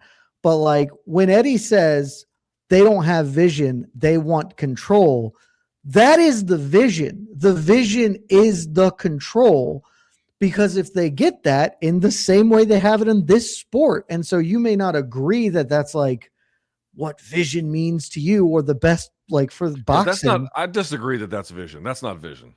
The vision of controlling something, again, like, they have an end goal that they are attempting to accomplish. This is like giving Amazon credit for extracting wealth out of their customers by abusing their platform rather than for creating the platform in the first place. You know what I mean? Like, it's a very different kind of compliment you're giving them about what they did. I mean this not as I do not mean the word vision as a compliment. I mean, as they have a goal, and that goal that Eddie Hearn is dismissing as like, that's not worthwhile, doesn't really matter, because the end of that goal is the death of Eddie Hearn's business. And they are not fighting that battle because, well, Zuffa cards are bad. Now they are bad. They will get better. And if they continue to amass control like they did in MMA, that's going to long-term be tough for boxing, in my estimation. I think that there are reasons that might not work, but I think betting against Dana White has historically been a really bad idea and has not worked out mostly. And maybe I'm just cowed by it, but like, I feel like Eddie is winning the battle and losing the war, if that makes sense. Yeah, that I'll agree with. I think certainly, I thought Eddie's points, like, I mean, it's amazing Dana be like, oh, we had this vision. It's like, in my opinion, like, oh, we should just control everything. This is a very different kind of way to imagine boxing than it is to, think about boxing's best interest. Although, certainly I can grant that the people who've been running boxing have also not had their fucking best interest whatsoever. I can grant that. Anyway, point is, I'm not really caring about that, but saying like, he works for his dad. It's like, brother, how did you get the money to buy the UFC? Did you pay for that? Who paid for that? You know what I mean? Who financed all of this shit? Who financed paying for the Ultimate Fighter? Like, if I had $1 billion, baby Jed, I'd be exactly the same fuck up I am now. But probably not, right? Because I don't have any billionaire friends. And if I did, I would be spending a lot of time with them, because they can do shit. Like, what are we talking about here? I thought that part was insane. And it's like, also, Turkey is the benefactor here. Like, y'all all do what Eddie too. Y'all all do what he says. Like, it's a funny thing, but I don't know. I thought Eddie's insults were a little bit sharper. I mean, he was definitely sharper in like the who won this exchange? It's Eddie. Eddie won this exchange. But like, in 5 years it'll be a very different where are we going to be? 5 years. Yeah, no, for sure. All right. I didn't know who this guy is, and I want to be clear about it. I still don't actually know who he is, but between getting slapped by Larry Wheels and elbowed by Tiki Gosen, did Dean the Great have the worst week of anyone in combat sports? What do you think, Jed? Who This is one Dean also, the Great? Dean the Great's an influencer boxer. He's actually a pretty good one. Like he's, Uh-oh. I don't know how he got famous before he did boxing, a streamer or something, I would imagine, but a pretty good influencer boxer who got jawed twice in 1 week. This one also broke contain for my like social circle who were like, what the shit is this? I was like, oh yeah, that's an influencer boxer who was talking shit about some dude's wife, and they popped him because some people go about that in the real world. Larry Wheels, credit to Larry, who I do think handled this better. He just smacked him, right? Like, I'm actually pretty okay with slapping people. This is one of my hotter takes, but like, I think punching strangers broadly bad. Just giving somebody a smack, just like, hey, course correct your behavior. I'm not that opposed to that. Elbowing a dude in the head is a bit extreme from old Tiki. Tiki dyeing his goatee at whatever age he is at this point. It's a little much. Clean elbow, though, man. It was a great clean elbow. I certainly grant. I mean, I'm torn on this one, right? Because on the one hand, it's like, I mean, well, to me, the Larry Wheels one's a little bit different because I did watch the context for both of them. And as I understand it, and maybe I'm wrong about this, as I understand it, the context with the Larry Wheels one was not only was Dean, I'm just going to call him Dean. I'm not going to call him Dean. Correct. Dean was being not merely like verbally inappropriate with his wife, but like kind of trying to touch her at times. And that is when Larry smacked him. That one to me seems much more defensible. The Tiki one, it was getting awkward, but you know, he definitely was. I mean, I think he just commits a crime on camera. However, what I will say is, if there's anyone who deserves to just get routinely smacked around, it's influencers. Like I'm not going to say okay with it, but I'm definitely not going to lose sleep, Jed. You know what I'm saying? I'm definitely not going to lose any sleep over these fucking guys getting smacked around.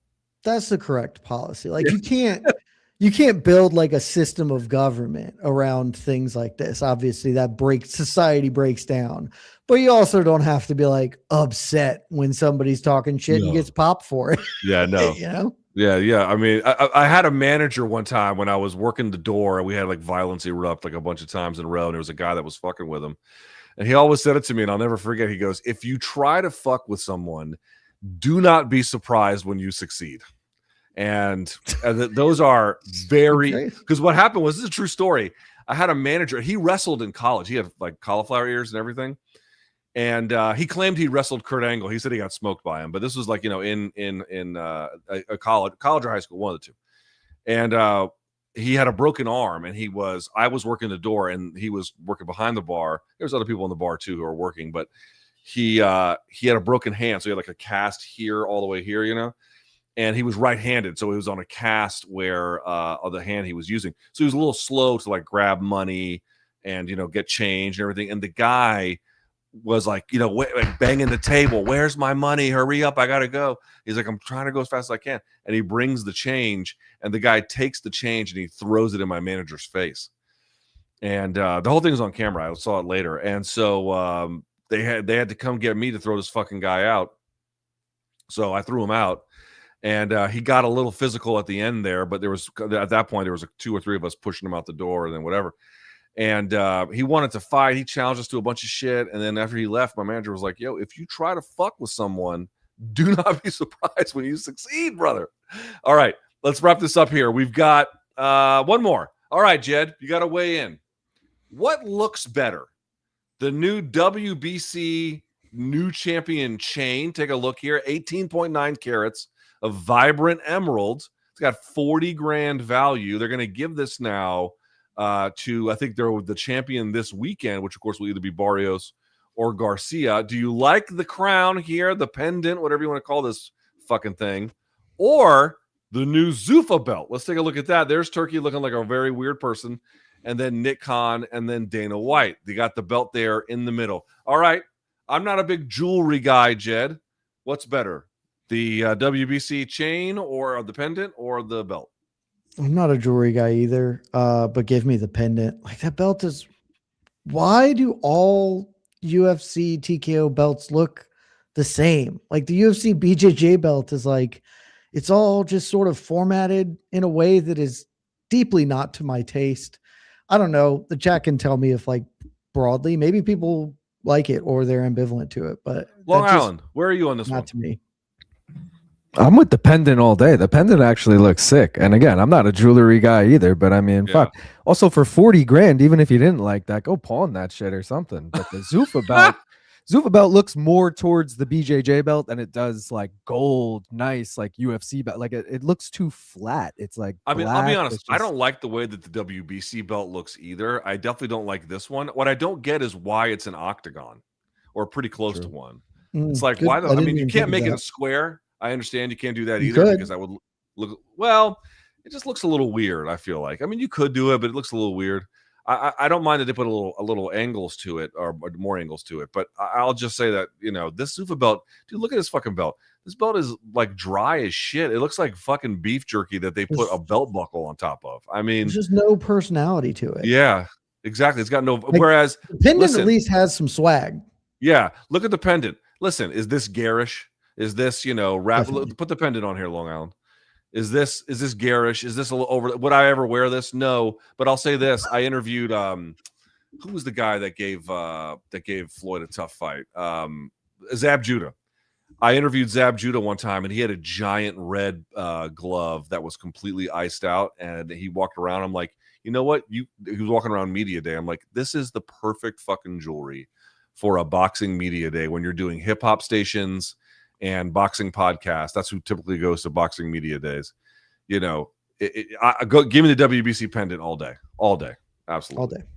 All right, with that is our top 5. We went a little bit long with this, in part because Jed has the internet from a nearby Wendy's. But Long Island's got some games for us. Long Island, take it away. Do you still want to do both, Luke, or time wise you want to just? What do we have on the docket? So we got Rank That Card, which everyone knows and loves. You're going to rank 3 fighters on the card based on the question I give you. We can skip that if you want and just do the new segment, Better Call Y'all. Let's skip that one. Let's do Better Call Y'all. All right, so there's a new segment, Better Call Y'all. We're sorry, the number you have dialed is not in service at this time. All right, so the way this works is I'm going to present you guys with a scenario, and you're going to tell me who you would call in that situation. I'll give you 3 options for each one. They all have a little context behind them. So, LT, you're up first. We obviously know you love Latin foods. In fact, your wife actually purchased those Meta glasses recently, and she wore them out on a dinner date. Here's the footage we got. Yeah, I have a question. Does the torta come with jamon? To drink? Maybe an agua fresca or a yarito? I'm struggling to choose between the tortilla soup and the pozole. For breakfast, I had huevos rancheros. You had chorizo and didn't even tell me? Careful, don't fill up on the chips and salsa. I do love a good pico de gallo, though. How do I feel about tostadas? Take them or leave them. I don't like when they break. Does that come with the chicharrón? I haven't had al pastor in a minute. That sounds delicious. What about some mariscos? Maybe some ceviche? I think I'm actually going to go with a Pacifico. You know they make those in Mazatlan, right? All right. So now that picture of your dumbass grin is great. Fuck you. First of all, fuck you both. Number 1, let me just say that. Number 2, I can't win. And here's why.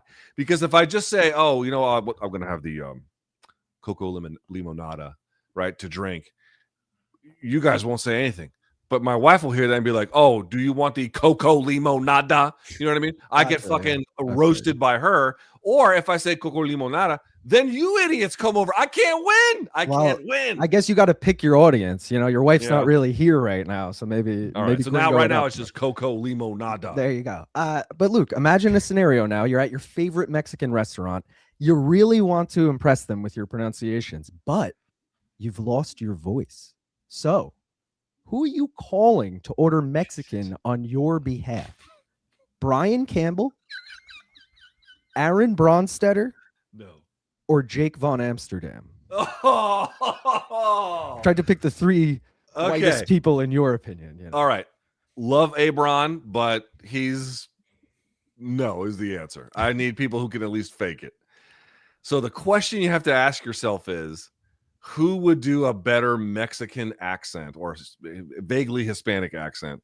Jake Von Amsterdam, who could be the whitest man alive, or Brian Campbell, the second whitest man alive, but they're both that's payasos. Tough one.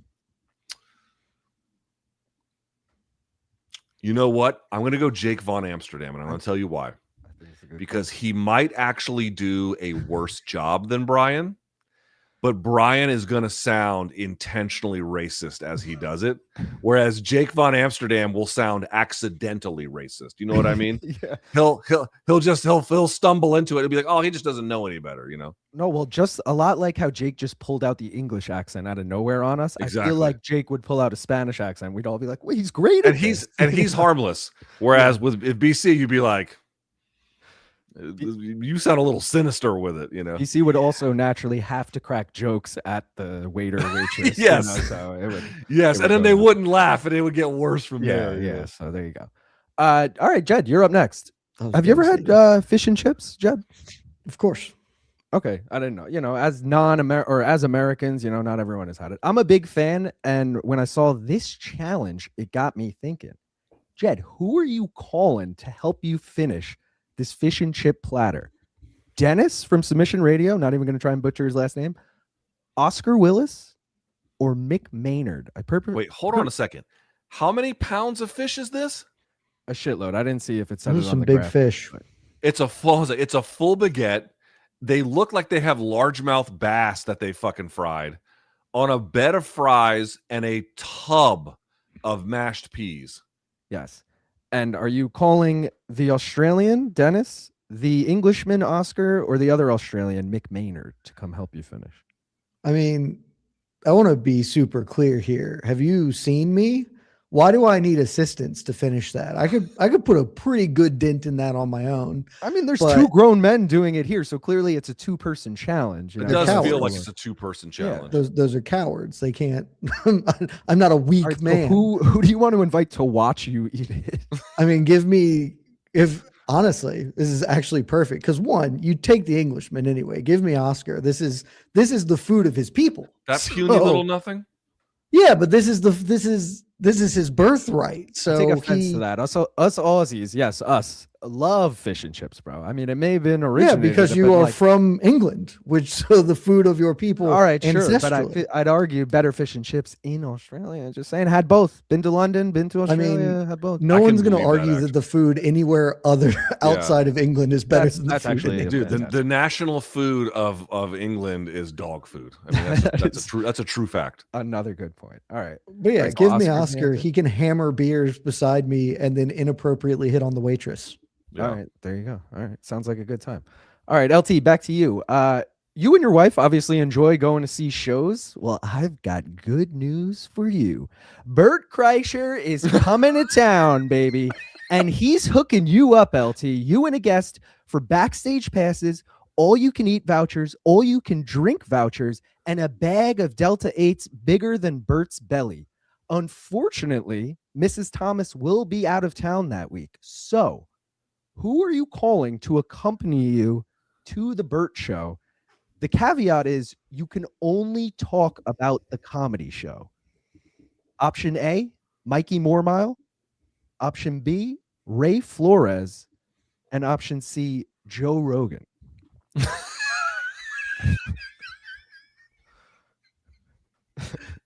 Oh God. For context, Mikey Mormile, huge Bert Kreischer fan. Big Bert Kreischer guy. Ray Yeah. Flores so random, but we know he loves Hasbulla, so I feel like naturally he'd probably love Bert's comedy. Yes. And then Joe Rogan, obviously, boys with Bert, but you can only talk about the comedy. So, you know, some people might choose Joe to ask him interesting questions. You can't do that. You got to No, just can't talk do about that. the comedy. Holy fuck. Probably Mikey because I like Mikey. That's important. I like Ray Flores and, you know, just whatever. But I like Mikey. So that's important. And second of all, as the show descended inevitably into the dumbest shit you've ever seen in your life, I know Mikey well enough where I could spend some time insulting him without completely ruining the relationship. Whereas with Ray, I don't have that kind of thing. And certainly with Joe, I do not as well. Although it would be also nice to insult whoever would be next to me. But I'll go with Mikey because I can have a good time with Mikey, and I can also be a little bit mean to him. And that's important to me. That's fair. I think I would pick Mikey as well. So, solid choice there. All right, Jed, back to you. But again, if the choice was like, oh, do you have to go to the Burt Kreischer show or to watch your family burned alive? I'm going to take the latter every time, just so that's clear. All right. Well, Jesus Christ. Jed, can you hear us right now? I feel like you look like you're struggling. Jed, are you there? Yes. Okay. Okay. So Jed, we obviously know you love a good climb. For those of you not familiar, Jed bets $100 on a bet he likes. Sometimes he'll parlay them together, as this graphic shows. And he'll roll over the winnings into the next bet until one day he reaches his goal, which Jed, I believe, is $20,000, $10,000. 30 successful climb bets. Okay, 30 successful climb bets. It's in the tens of thousands of dollars. It's a shitload of money. If we pay it out correctly, it should be somewhere near 25 grand. There you go. But it got me thinking, Jed, of all these fighters in the past that have ruined the climb for you. So my question to you is this: who are you calling to help you climb this mountain? Kevin Holland, Daniel Zellhuber, or Atiba Gautier? For context, all three of these people have ruined your climb bet before. Jed, did we lose you? I think he's frozen. Jed? Earth to Jed? Look at that face. Look at that face. Frozen. That's the face of a man who didn't pay his. Me. That's the face of a man who didn't pay his internet bill. That's what that is. All right. Well, there you go. LT, you want to just do another one with you? What do we want? Yeah, let's keep it rolling. All right, let's just do another one. All right, LT, imagine a world. It's not your favorite world, but just imagine this world. All right, wait, Jed's back. Hold on, let's do this. We made it for so long. It's all right. Jed, you probably didn't hear it, but who are you calling to help you climb this mountain? Kevin Holland, Daniel Zellhuber, or Atiba Gautier? Wow, so you just picked all people who fucked me. Yes. So you froze before, so I had to explain that to the awkward silence of the audience. But yes, I mean, Kevin Holland feels Atiba Gautier is just too jacked to climb mountains. That feels like, right? Like he's just, as a dense man. Kevin Holland feels the most like Alex Honnold. He's got like long limbs and feel like he's going to be the best Spider-Man equivalent for me here. See, I'm going Atiba, but it's all right. LT, back to you. Imagine this world. You are happily married to Cake Lady, Luke. God! You can afford to eat money because she's raking so much of it in. Everything is going smooth for a few years, but you do begin to grow tired of the whole cake gimmick. One day, you're anxiously awaiting a package from Tula Trees, only to find out it is indeed also cake. So, who are you calling to help you dispose of Cake Lady's body after that package a hitman, yeah, turned out to be cake? Is it A, George Corpse Grinder? Ooh. B, Tito Ortiz, because he's so damn good at digging those graves? Yes.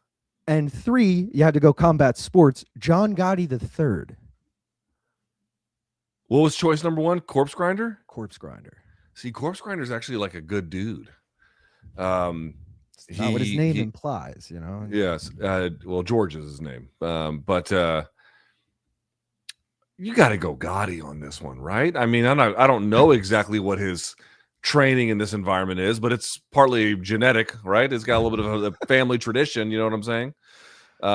So I would go with him. And I got to tell you, that was exactly the right call.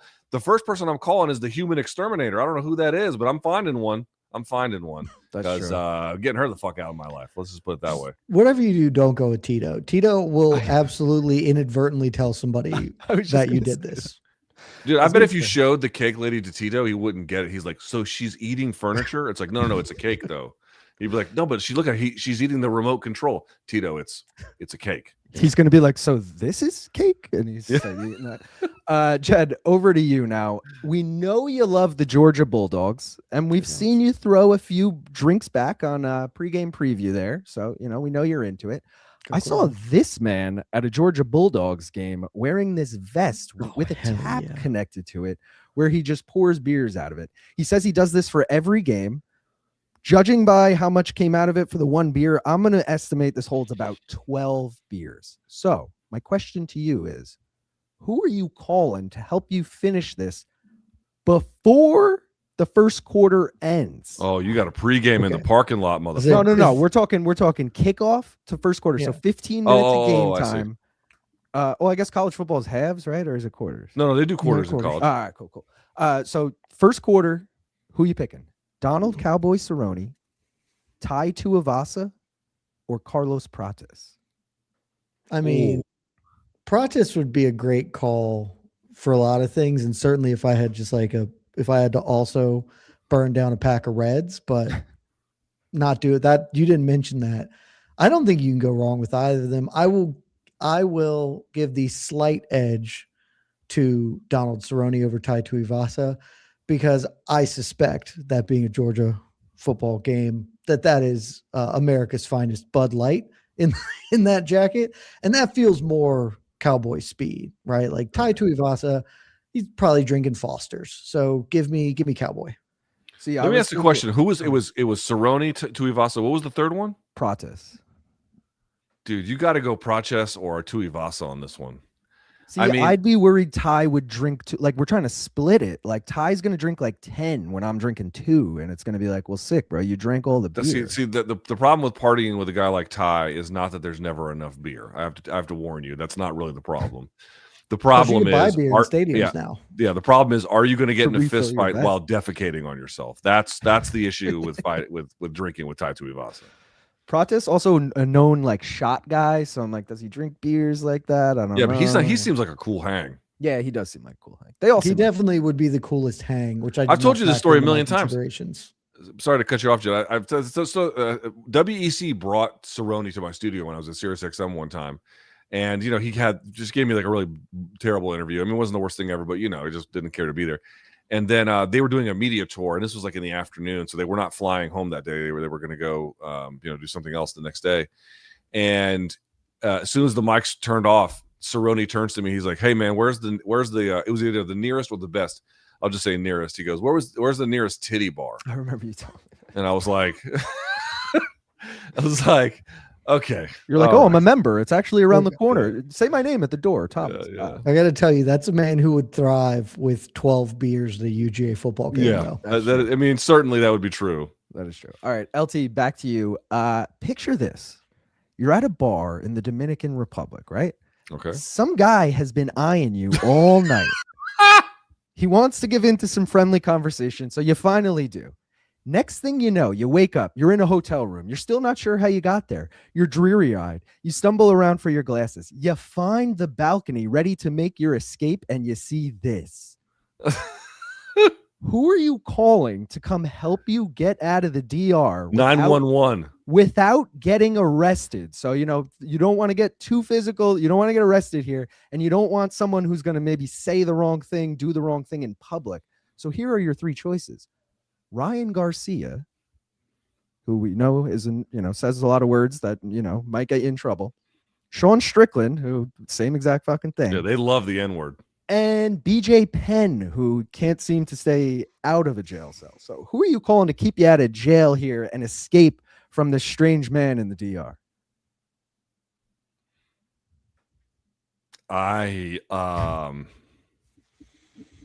Wow, brother, you gave me no. I mean, I think I'm cooked. I think that's the answer. I don't think this go. I think I'm finished. Ryan Garcia is the answer. How is Ryan Garcia? How is that guy the guy you call in a pinch? If this is Ryan Garcia leading up to the Devin Haney fight, I might have changed my mind. But like where he's at today, I think he could keep it together for 6 hours to come get me in and out of the Strickland would show up armed. Strickland not only would show up with guns, he'd be fucking yelling at each person. He'd be fighting everyone. We're 100% going to jail. Oh, I guess it is Ryan Garcia. But then I would just kick them both off the balcony and, well, I guess make a run for it. You could have done that yourself. But all right. Jed, we'll go back to you here. Picture this, Jed. You're on a date with Valentina Shevchenko. And she insists you try these weird Kyrgyzstani gummies. You're not really sure what they are, right? Next thing you know, you're tripping ballsack. And one thing leads to another. You end up behind bars. The only recollection of that night that you have is the cops' body cam footage shown here. Oh, Jesus. So, who are you calling to bail you out of the Kyrgyzstani jail? Mike Heck, Jose Youngs, or Alexander K. Lee? Oof, man, Kyrgyzstani jail just does not sound like a good time. Y'all ever seen that show Locked Up Abroad? Yes, hell yeah. Bro, No, I they know go to what it like is, but- Peruvian prisons. I'm good on that. Ian Heinisch, shout out.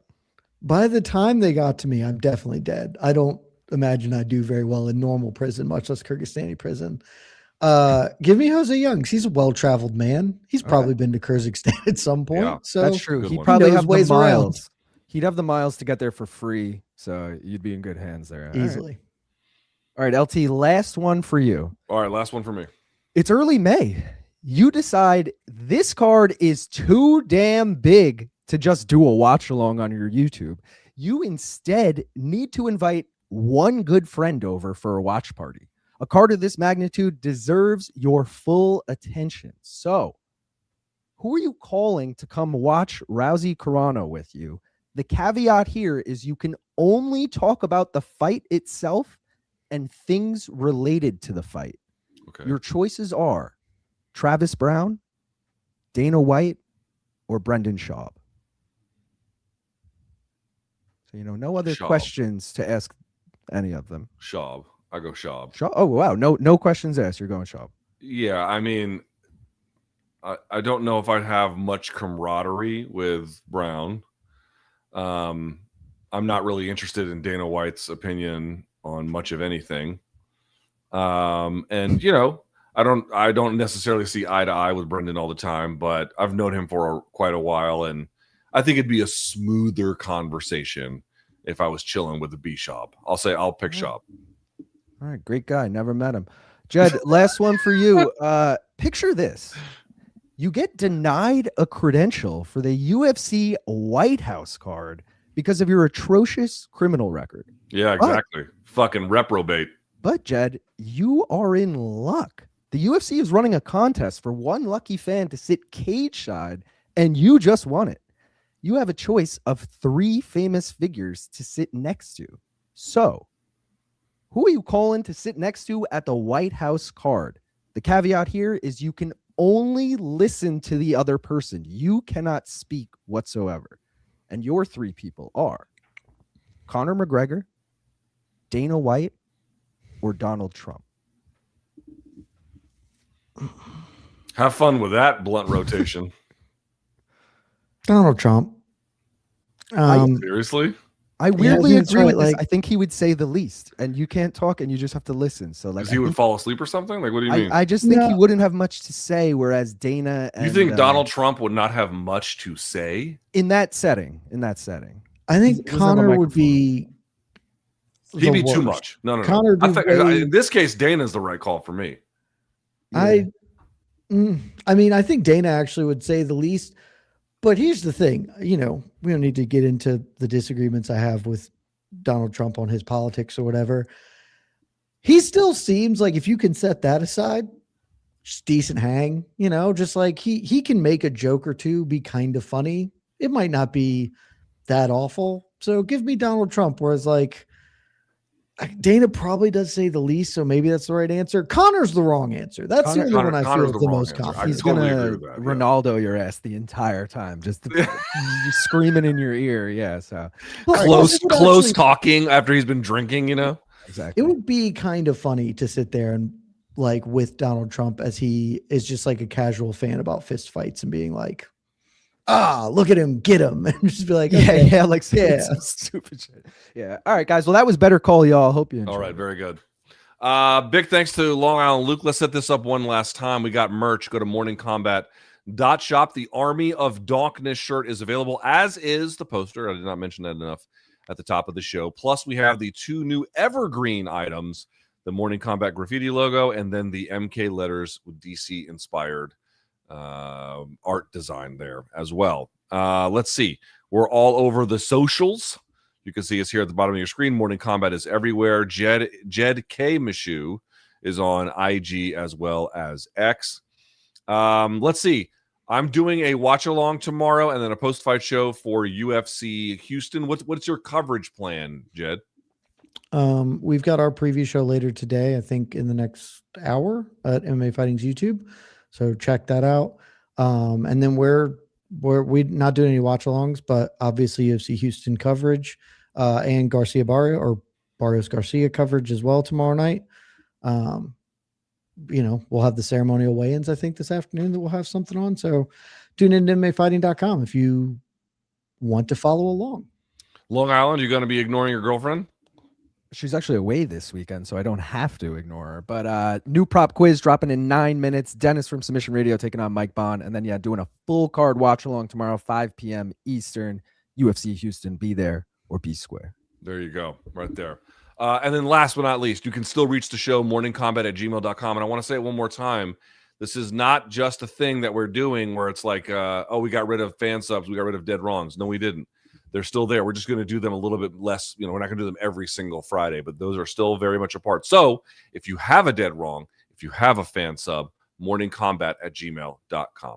All right, we are done. That is Jed Meshew. Thank you, Jed. I really appreciate it. For Jed, for Long Island, and everyone else on the show, I'm Luke Thomas. Thank you so much for watching. See y'all tomorrow for UFC Houston. And until next time, may all of your gains be loyal.